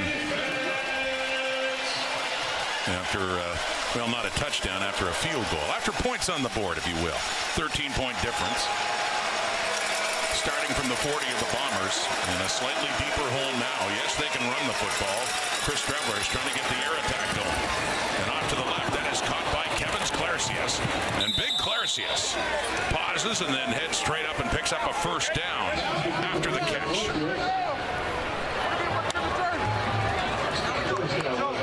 Clarcius, a second-round pick for the Winnipeg Blue Bombers a year ago. Montrealer who played his college football at the University of Connecticut. And he's a big target and a strong guy. He had a Kenny Lawler-type catch against the Riders in the Labor Day game. Set him up deep in Saskatchewan zone. And a pair of hands, too. And that's Ontario Wilson, the sweep around the edge, and he gets it inside the 40. So here we go quickly for the Bombers. Couple of first downs, and they've gone into the Ticat zone. We so often see Nick Dembski as the receiver getting involved in the run game for the Winnipeg Blue Bombers. They go tempo, rolling out, throwing, and it is caught to by Dylan Mitchell down at the 30. So another completion for Strevler and another first down for Winnipeg. It's getting late in the third quarter, but this is the best the Bombers offense has looked in quite some time. Yeah, doing a nice job here, Strevler. Offensively, we mentioned the run play to Ontario Wilson, followed up by Strevler getting out of the pocket to throw that football, forcing the defense to defend sideline to sideline here. Crowd picking up at Edmonton Stadium, faking the throw, and then calling his number again. Strevler using his legs, and effectively again. An impressive drive here by Winnipeg as they get it down around the 20 and looks to be close to, very close to, enough for another Bomber first down. They quickly get up over the ball again. Lead draw with the quarterback again. Brady Oliveira taking on the linebacker Fisher as the lead blocker. Short yardage, Strevler's used to that, keeps it, and that will move the sticks, getting it inside the 20 now. Bombers don't just need a score, they need a touchdown now. They head into the fourth quarter and cut into this Hamilton lead. They're down by 13. Yeah, given the field position, as you said, Rod, finally finding themselves venturing deep into Hamilton territory. Don't want it to be all for naught.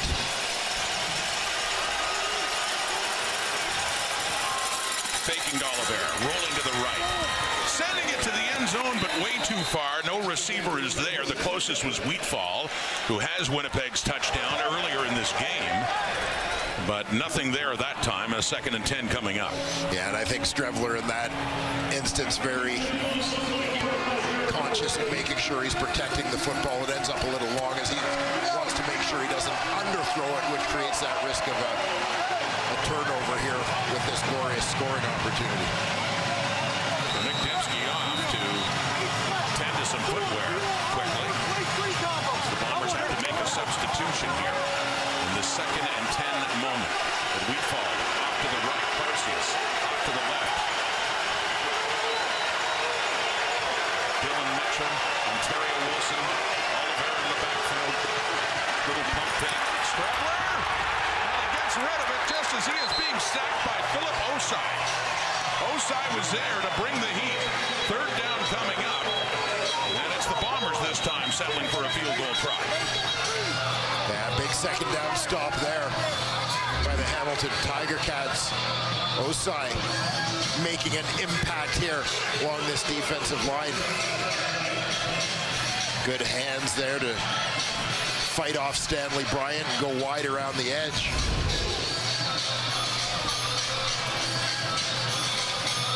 Osai had an opportunity to get into this lineup with an injury to former Bomber Taiwan Garbett, who started the first portion of the season at defensive end. So Sheehan will put the ball down on the right hash at the 26 for Sergio Castillo, who's 1 for 1, hit one from 45 earlier, and he adds another one. So they answer that Tiger Cat second half field goal with one of their own, still down 10 points at 3-quarter time. But a good sign for Winnipeg's offense to move the football effectively.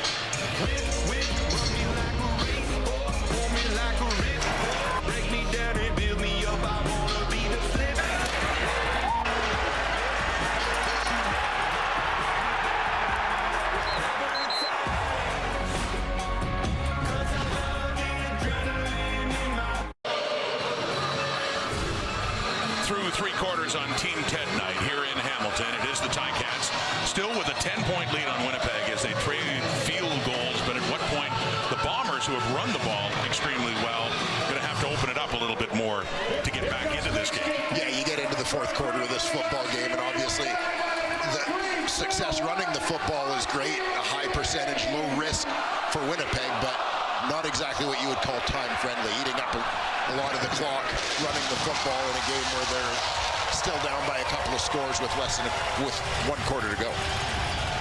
And trying to improve to a record of 8-5, the Ticats are. The Bombers with Brady Oliveira having a great night 6-6 after back-to-back losses to the Riders, Labor Day, and the Banjo Bowl.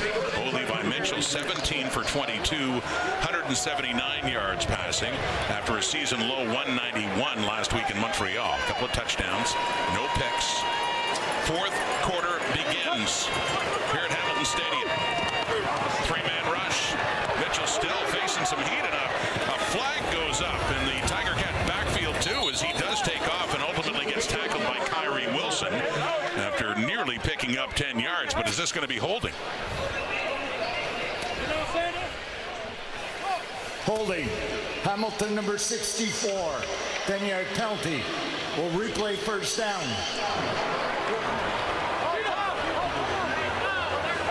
Center Calderwood Manzi from the University of Guelph, and looks like he's limping a little bit, heading back to the huddle. We'll keep an eye here. Hey, Rose, quads right, wide on. Rose, quads right, wide on. Manzi gets Chicago. Locked up and just trying to hold on. You can see as he gets tripped up by teammate Brandon Revenberg, who is on the ground. He's just trying to make sure he protects his quarterback. And a reminder, too, that the Ticats have already lost an offensive lineman in Jacob Zott. Well, there's a little shovel pass. Greg Bell on a 1st and 20 and picks up some of that penalty yardage back. This will be a 2nd and long coming up, about 12 yards away. An opportunity for Jefferson, the rest of this defensive line, to get after a little bit in 2nd and long.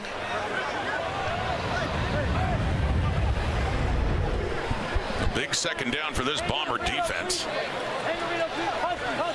The 10-point difference here in the 4th quarter.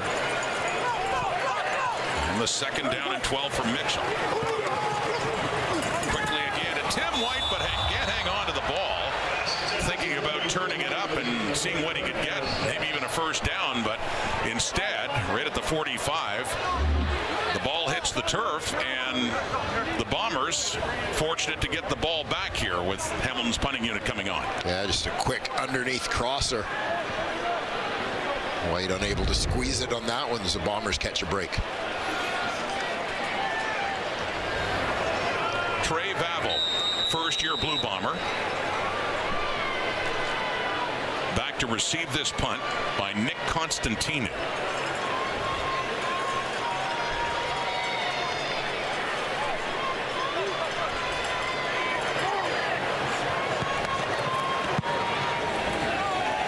Another good punt, Constantino. And around the 12 for Vavel. 59-yard punt. Does get it up around the 20 before it meets a wall of black and gold to push him back, including special team specialist Tyler Ternowski. Hamilton, Friday night, and the Ticats are leading.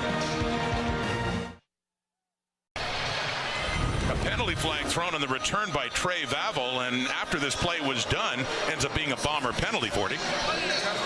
Yeah, end of this one, a little bit of chatter back and forth. You'll see Vavel in the middle of it. A bit of chirping appeared to be directed at Brian Cole. Another ex-Bomber came over, and officials decided enough is enough. Whatever he was saying, costly penalty to push the Bombers back further to their 12 now. Down 10, 4th quarter. Nick Dembski. Now, do we call that a reception? By the way, a fumble recovered by Ontario Wilson, but if that is a catch, significant for the long streak of Nick Dembski with at least one catch going back, well, 83 games coming into this one, and he's slow to get up, making an adjustment there, but we're wondering he still didn't have a catch tonight. Yeah, and the streak is extended as Dembski coming across the formation, left to right on your screen, catches the shovel pass. Now, I know what you're thinking. That goes down as a pass, but it does, and it does extend his streak to 84 games now. Now, to be fair to Nick Dembski, most have been of the spectacular, significant fashion. Here we are now on a 2nd and 6, Strickler running around, tries to get away. He does for a bit. He gets it down to about the 20, but he had to get to the 22 for a 1st down.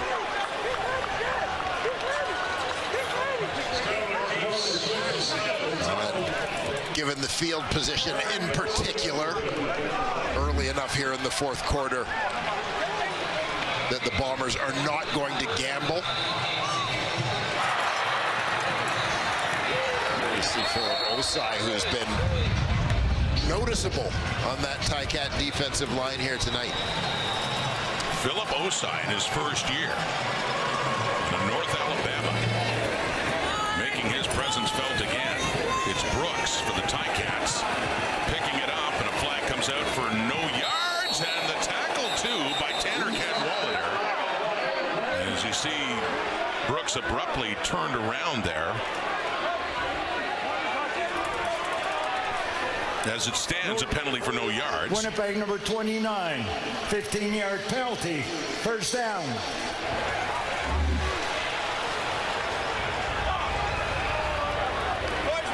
The shoulder pad. Yeah, got him by the shoulder pad. Ethan Ball, the rookie DB, called on the no yards, and kind of a tough call because he lost his footing, fell down. I think he knew he's within that 5-yard radius of the returner, but unfortunately, because he had slipped and fallen down, he didn't have an opportunity to back up and get out of that area before the returner got the ball. So the Ticats still up by 10. Fourth quarter, and just shy of midfield for Bo Levi Mitchell and Greg Bell. Another great night for Bell. Still running hard. He gets it inside the 40 as night began with a touchdown catch, a 7-yarder after the interception, coming off a game where he ran for over 150, and Bell continues to rack up some yardage in the ground. And one of the things that stands out to me about Greg Bell in these last couple of games is the element of patience and the way he runs the football, kind of letting that blocking scheme fully develop before he turns on the jets and attacks a hole. He's close to 100 yards in total offense. 16 touches now, 112, over that. And on the ground, 63. And can add to that total of rushing. Or they just updated that. That was 81 yards coming into that carry. So, yeah, like Brady Oliveira having an impressive night running the football. And the Tiger Cats really seem to have a renewed sense of confidence in their run game after riding that to victory a week ago.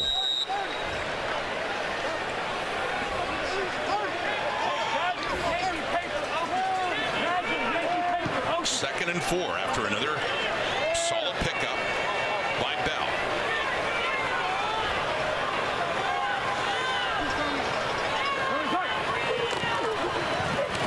Here we go again. Why not? Keep riding. Number 5 for another 1st and 10. Hamilton working their way right down the field inside the Winnipeg 25. And it's not just about the success that they're having with the run game, but also, the reverse of what we talked about for Winnipeg, maybe having to get away from the run a little bit here in the fourth quarter for the Hamilton Tiger Cats.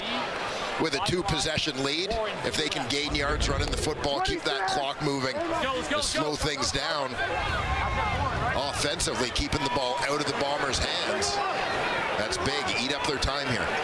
15 carries, 96 yards for Bell. Here we go again. Finds some room. You say hesitates, but makes it pay for him as he works his way through the hole and up around 100 yards. Might be past it now. Jordan Younger, the defensive coordinator for Winnipeg, in a big challenge here, and he is indeed over 100 now. Another good pickup on first down, 2nd and 3 for Hamilton. Back-to-back 100-yard games for running back Greg Bell, his first 2 such games of this 2025 season.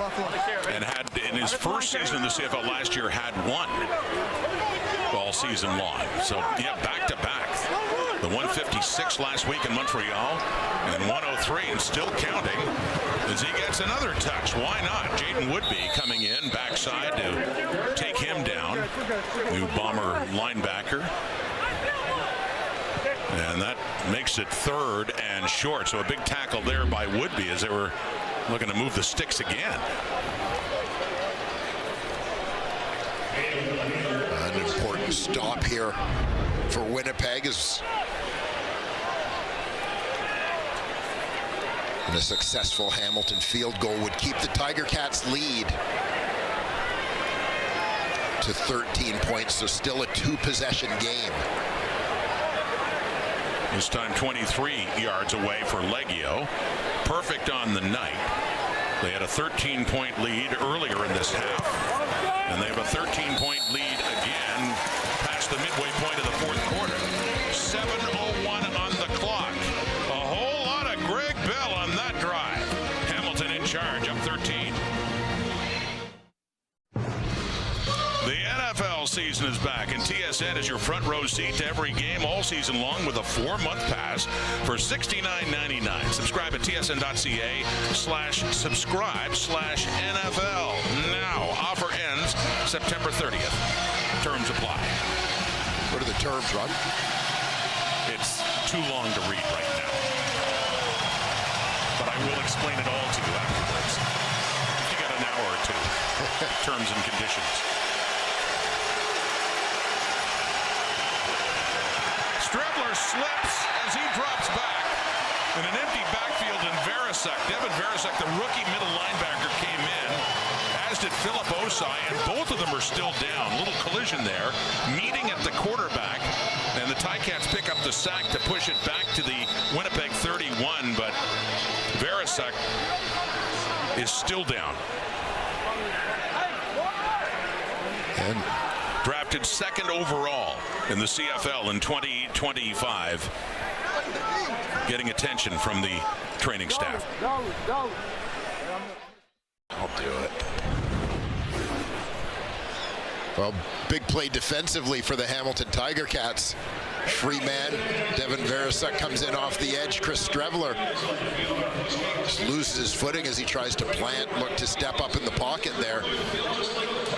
Giving Verisak a split-second edge, getting to the quarterback. Wraps him up, and then a little bit of a collision there with his teammate Philip Osai coming from the other side.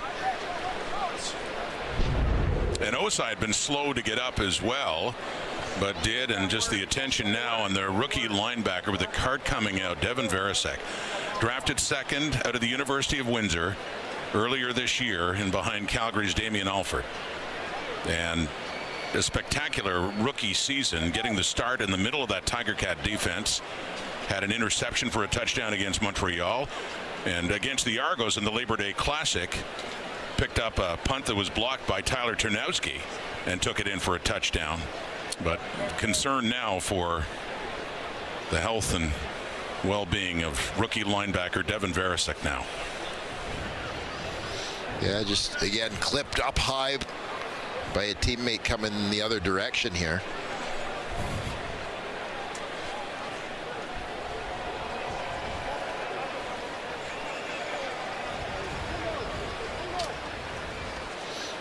Verisak from Windsor stayed home. Was sold on the idea of trying to help rebuild that Lancers program under head coach Jean-Paul Cercelli. Played a big role in the resurgence of the Lancers in 2024.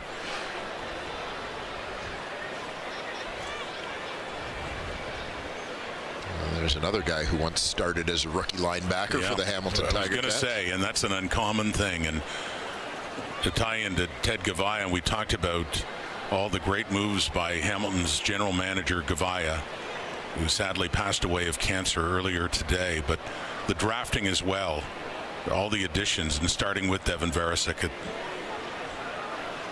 in their draft room, and what a great pick that has turned out to be.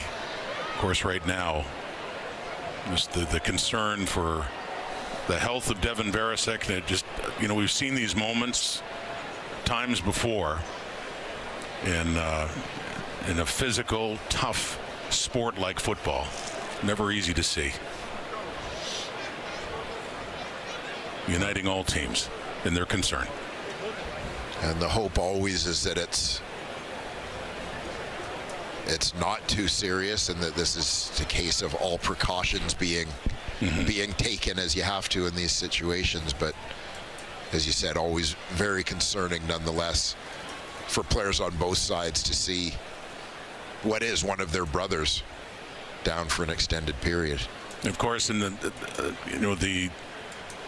even tonight, talk about the unity between the Bombers and the Ticats and their grief over the loss of Ted Gavaya. But here with injuries too, and you've seen this many times, that everybody is affected in their concern for a player who is hurt.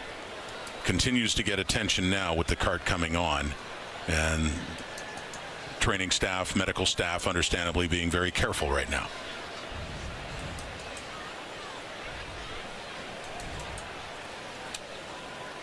And you can see the Ticat teammates and their concern just kind of gradually inching closer and closer, just trying to get some information for themselves on what's happening down there.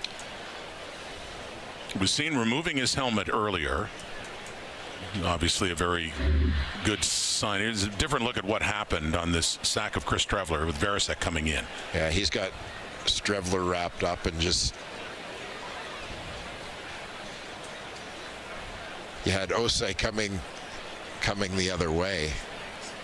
So good to see the movement, removing his helmet. You saw Philip Osei, his teammate, as you say, coming over and making contact with his head. Yeah. Yeah, so again, any sort of injury in that area, any sort of concern, you're going to take every precaution here, as you're seeing with the Hamilton Tiger Cats medical staff.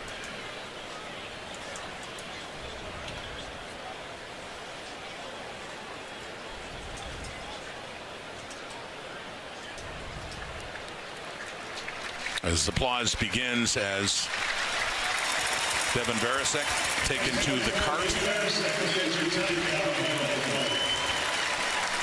to be examined further.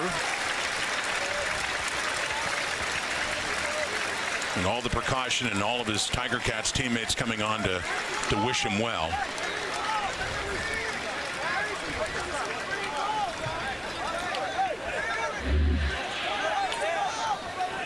Always a great sign. The thumbs up from Veresek to say taking precautions, and understandably talking about head and neck area, just to make sure, and off of course to get further examination. And your point's well taken, seeing that shot of Mike O'Shea earlier. Thinking too how uncommon it is for someone, a Canadian kid out of a Canadian university to start his rookie season in the middle of a defense, as O'Shea, as you pointed out, did. And Mike O'Shea, in fact, was actually a guy who moved into the middle as his career went on. He started off as a weak side linebacker. A part of that I would suggest had to do with the labeling of certain positions as Canadian and American positions in the era. So we resume now, 6:34 in the clock, 13-point Tiger Cat lead. Bomber football. Chris Strevler, after the sack, drops back. He sets up a screen for Nick Dembski, and little breakdown in communication there as the frustrating night for that Winnipeg offense overall does continue. Falls incomplete. 3rd and 18. Bombers have to punt. And a Winnipeg team offensively that has some big play threats of its own, but you look tonight, they really haven't been able to push the ball deep, haven't been able to get any chunk type plays in terms of offensive yardage. Jamison Sheehan gets this one off, taken by Phillip Brooks, moving around. Good tackle coming back. Michael Griffin, another one of the talented special teamers for the Bombers, takes him down. And Greg Bell, what a night he's having, over 100 yards rushing again for the 2nd straight game. And the running game for Hamilton, of course, looms as being more prominent, you'd have to think, given the score and the amount of time left. Yeah, just over 6 minutes to go here. Bell having some of his best runs of the ball game in their most recent possessions. Coming up later, BC Place in Vancouver, the rematch between the Lions and the Ottawa Red Blacks. Red Blacks and Argos at 4 and 8. Still not out of it in the East. Excuse me, the Lions at 6 and 7, and the Red Blacks at 4 and 8 with Toronto.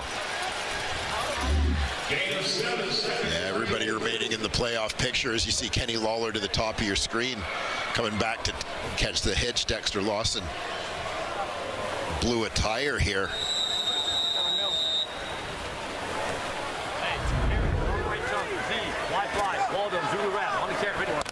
Ticats very comfortable in a 2nd and short here. On the 2nd and 3, Bo Levi Mitchell calling out the plays. The Hamilton 44, Bell again adding to his totals. Griffin, the nickel linebacker, hops on him, but not before another first down. 5:17 and counting here in the 4th quarter.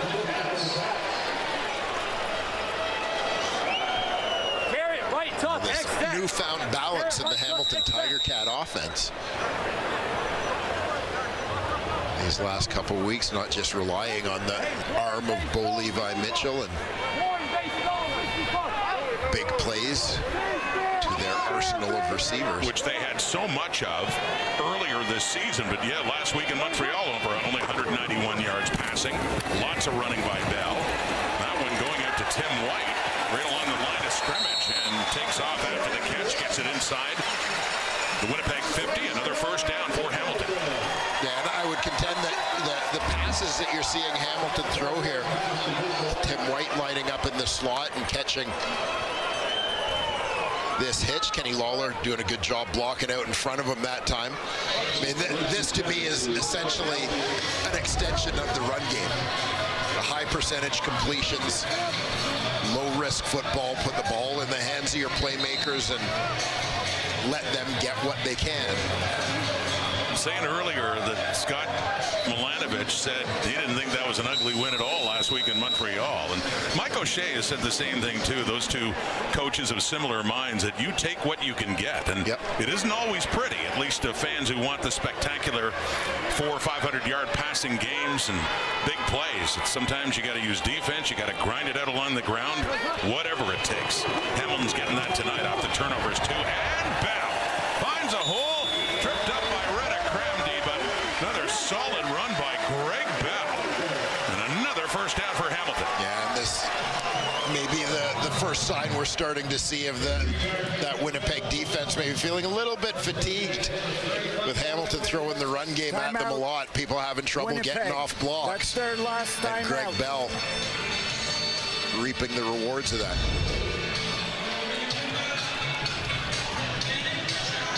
So the timeout called. Look at these rushing numbers with 2 going over 100 now. Oliveira went 137 in a victory in Montreal 3 weeks ago, followed up by, much talked about, 5 carries only for 24 yards in the Labor Day Classic, which turned out to be a close game in Regina, but many had wondered why they didn't run the ball more, and they just felt it wasn't available against that Saskatchewan defense.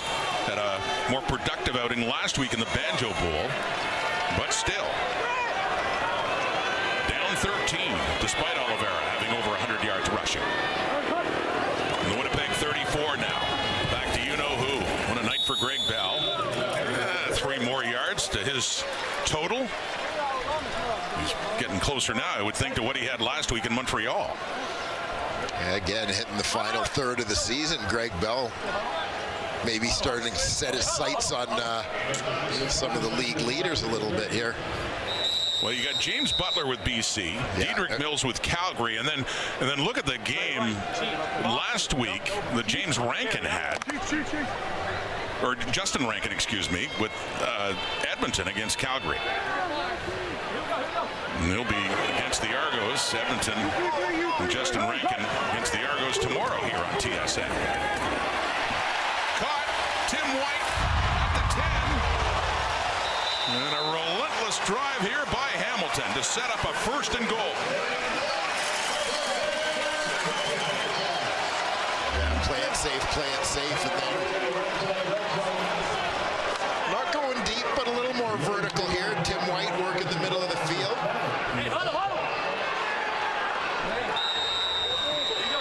And just to get inside, turn that into a big play for the Cats. Right down to the 7. Their opening possession started at the Winnipeg 7 after the interception by Jamal Peters. 1 play later, Greg Bell had a catch and was in the end zone. 1st and goal. Bomber 7. Bell, the carry, inside the 5. Touchdown!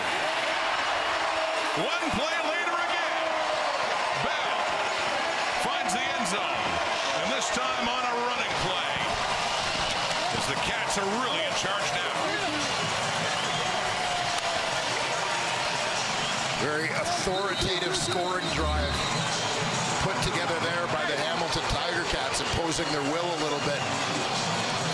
Now in the fourth quarter, Greg Bell leading the way. 2 7-yard touchdowns for Greg Bell. One a reception, and that one running after a 7-play, 73-yard drive this time around that took 3.5 minutes off the clock. And Bell's total, 21 carries, over 130 yards rushing now. A couple of touchdowns, as mentioned, one on the ground, one in the air.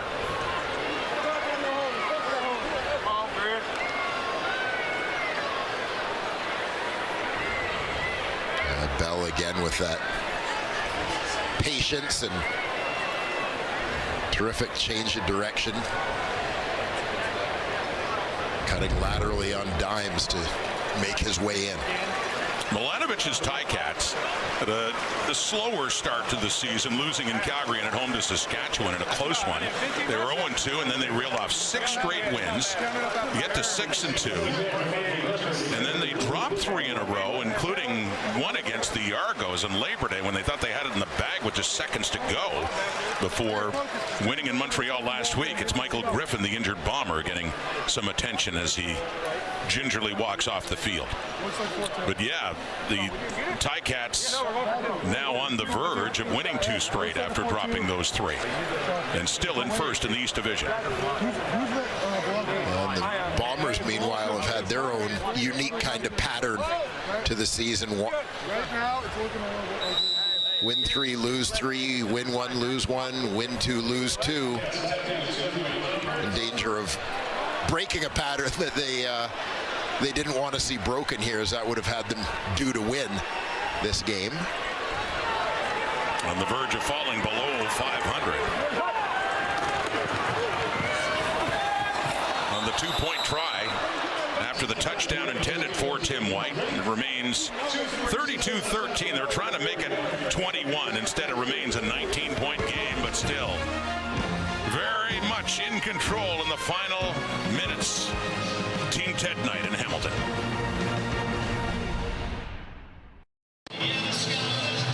An emotional day, an emotional night here at Hamilton Stadium, thinking of Ted Gavaya, their general manager, who passed away of cancer earlier today.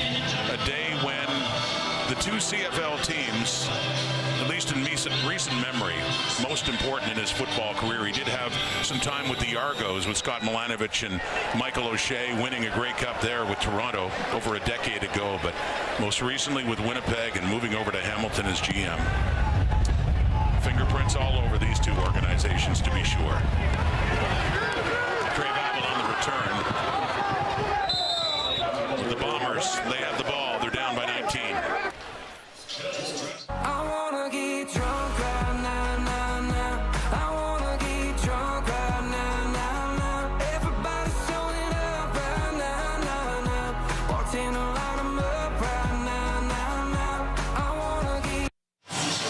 Strebler back on his 3rd start, and certainly right from the get-go not going the way he would have liked. 10 of 18, 131. 1 touchdown pass to Carrick Wheatfall, but those 2 interceptions in the first half. Jamal Peters on his first throw, and later to Sean Amos, leading to Hamilton touchdowns. 4-man rush. Strebler trying to buy more time with the legs. Rolling out, taking off, and a good pickup as he just heads out of bounds near the first down marker. Yeah, Strebler on a mission to get to that first down marker. Obviously a guy who's never been afraid of a little bit of contact. There you see Ryan Baker, UBC product, into the game in place of the injured Devin Veresek at middle linebacker. Baker played a lot of snaps at that spot last year, actually, as the Ticats were sort of up against it ratio-wise after the unexpected preseason retirement of Jordan Williams. 1st and 10. He did get the first down. Throwing that time, it's Dylan Mitchell. So they're in the Ticat half of the field, down to around the Hamilton 51. There's Baker. As you mentioned, time last year. A lot of time in the middle of that Tiger Cat defense. They run tempo, going again in a 2nd and 3. Trying to set up a draw to Oliveira. It looked like, Strebler keeps it, gets another first down on the ground, but it did look like there was a bit of a miscommunication with him and his running back. And that was the case. Terrific reaction there by Strebler to turn it into a positive play. Knows where the play is designed to go. That time goes to Oliveira, who was greeted right away. Baker is there. And second down is coming up. 2:09 to go.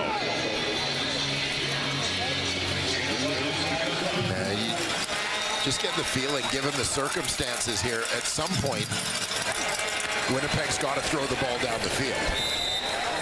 I haven't had that deep ball. That's Ontario Wilson underneath. You're right, inside the 30, but the clock's the enemy now, too. 2:01 and down 19 points. Julian Hauser had a big day in Montreal last week. Couple of sacks. The sacks leader.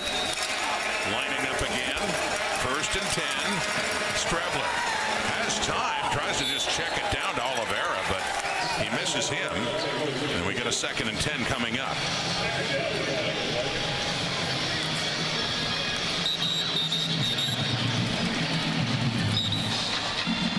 And it almost, Strebler almost seemed just as happy to take the incompletion and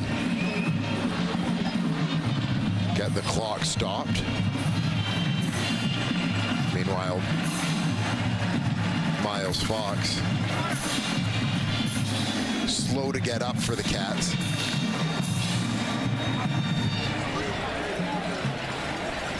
Just a correction on the Lions, of course, 5-7 after their loss in Ottawa last week, and they get the rematch against the Red Blacks at 4-8.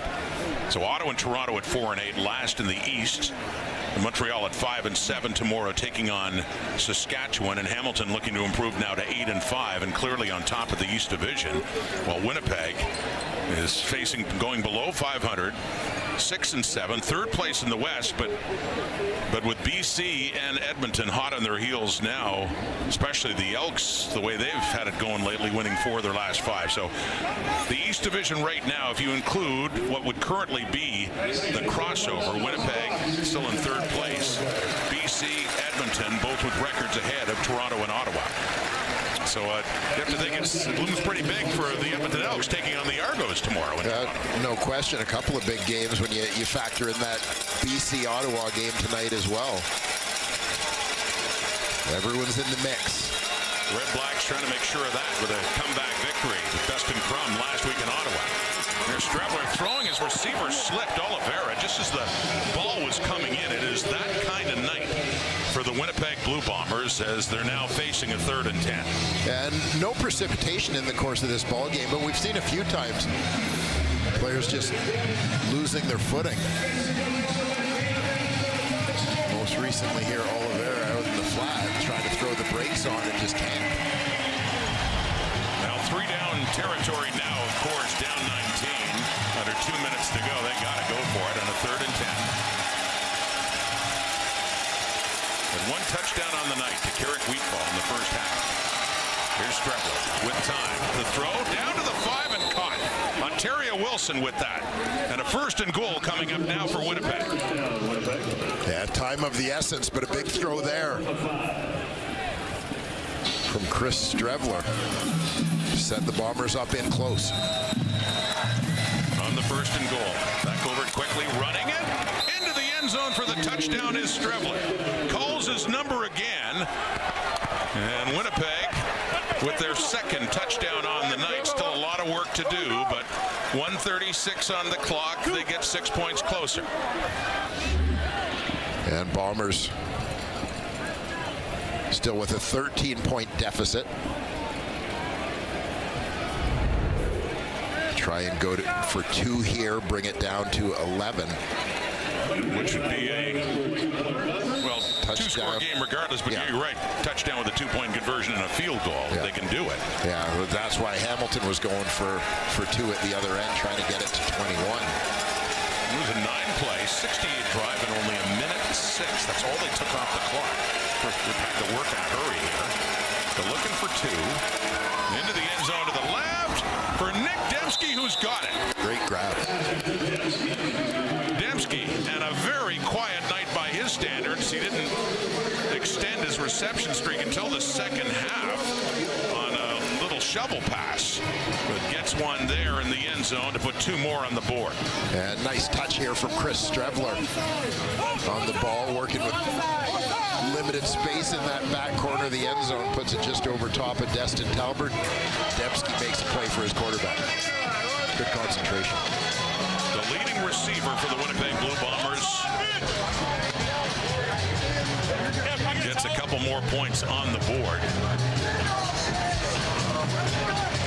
1:36 on the clock.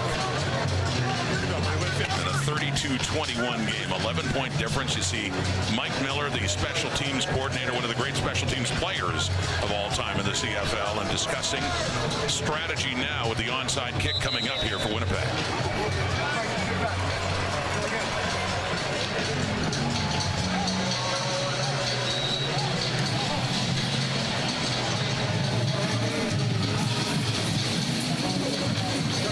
Ticats will deploy their hands team.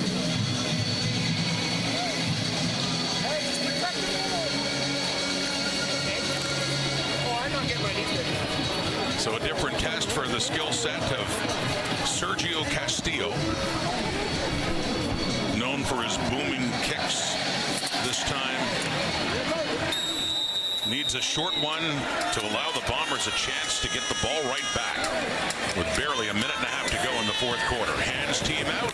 Ball is up. At least 10 yards. It is touched, and Winnipeg does get it. It rolled back, and Nick Hallett back in the Winnipeg lineup with a big play there to give the Bombers a chance to get a little closer in this game.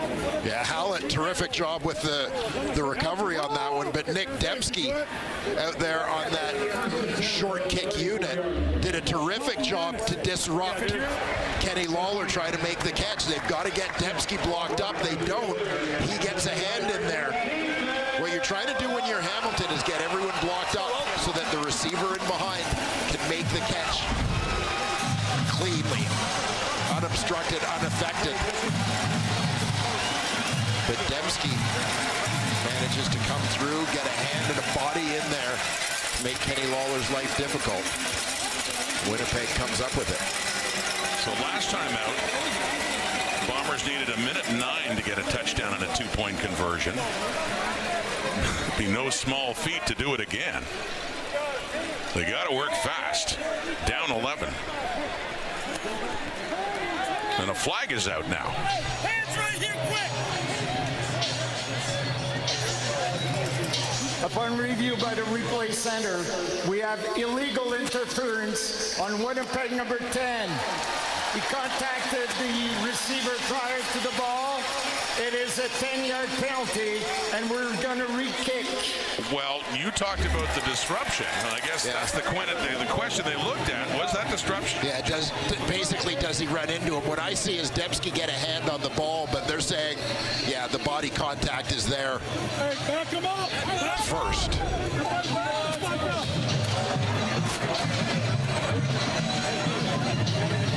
So we're going to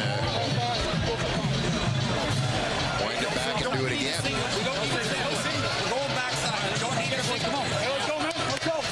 So they'll try it again. 1:34 now on it. There's Dennis McKnight, the special teams coordinator for the Ticats, with his hands team out there again. And another shot at securing the ball. And if Ticats can get it this time, could effectively put this game away. But Bombers take the penalty. Castillo puts it back to the 20, and they'll try this again.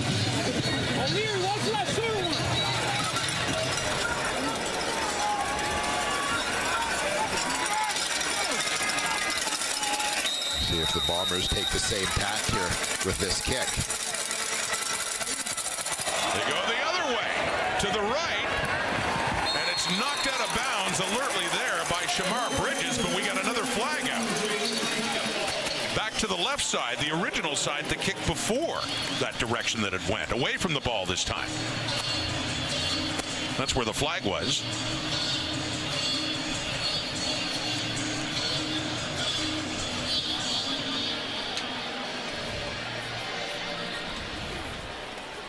It hands team on both sides just in case, and Bridges knocking that one out of bounds. What's the penalty here?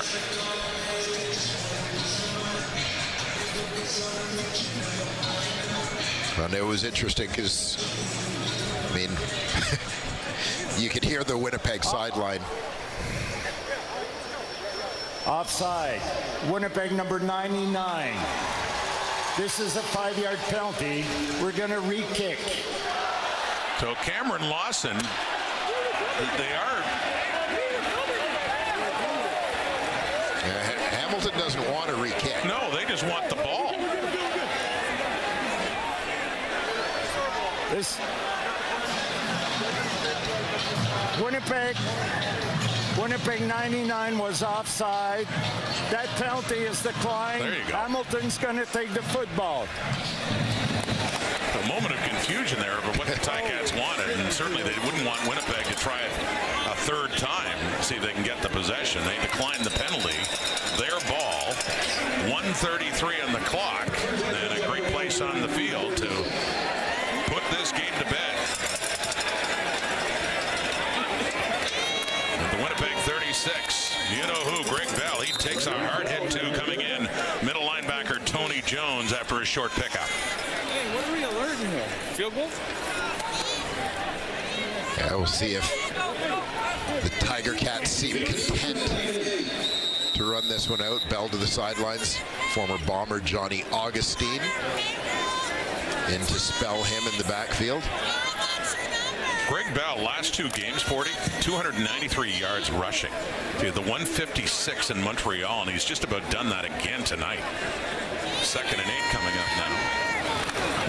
1:08 on the clock. Harder to come by now. That's Johnny Augustine. Talk about former Blue Bombers. And Augustine's another one to go to Hamilton.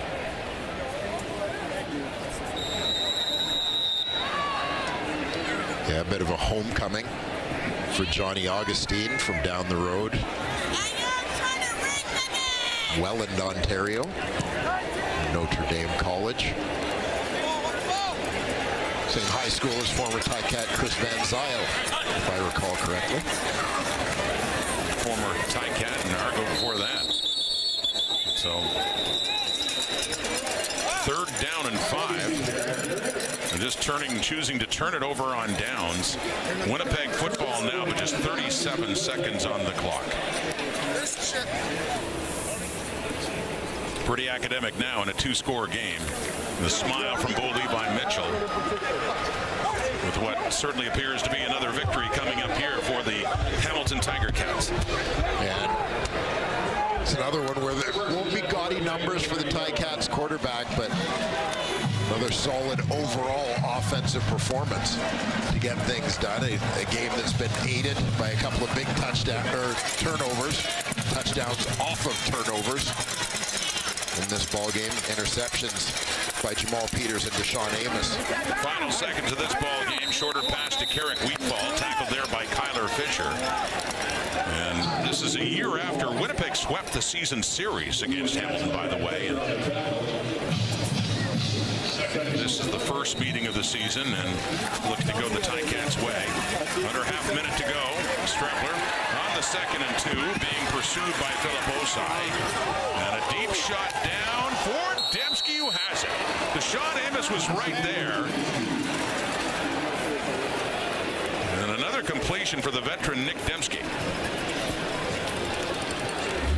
And terrific throw on the run. And Dembski kind of outstretching Deshaun Amos to get to that football along the sideline. Well, it comes at a time where it's hard to imagine that play ultimately mattering, but that was a heck of a play. Strepler and Dembski, that catch. 18 seconds now. 32-21. Strepler down inside the 15. It is caught. The more valuable time off. We're down to 12 seconds now. That's Wilson, Pokey Wilson with it.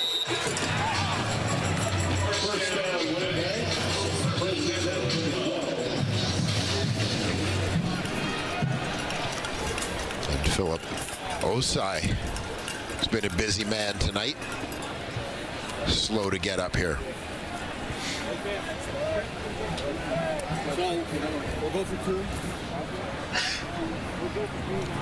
Our director, Franklin Rubenstein, points out there could still be some very interested viewers in this scoring outcome coming up here.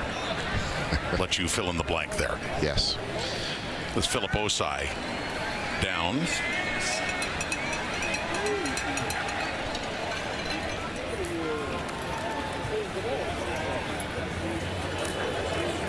Levi Mitchell, however it unfolds here in the final minutes, happy to have his Tiger Cats back to their winning ways. Yeah. Posting and a couple in a row.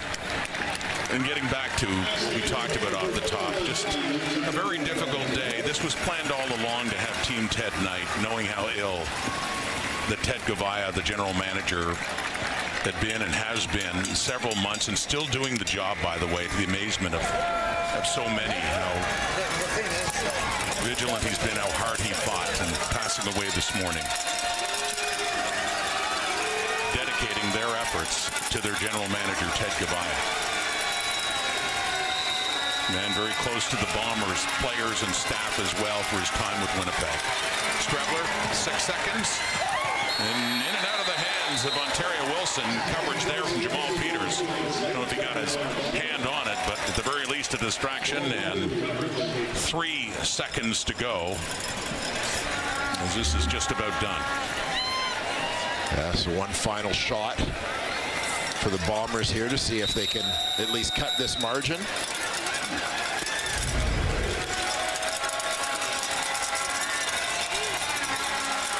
Could be the final play. Winnipeg, for what it's worth, going to look for the end zone again. Strebler. Flushed out. Running now. Takes off. Trying to get to the end zone. Is tackled before it. And that's it. The Hamilton Tiger Cats win again. And this time, they win it for 10.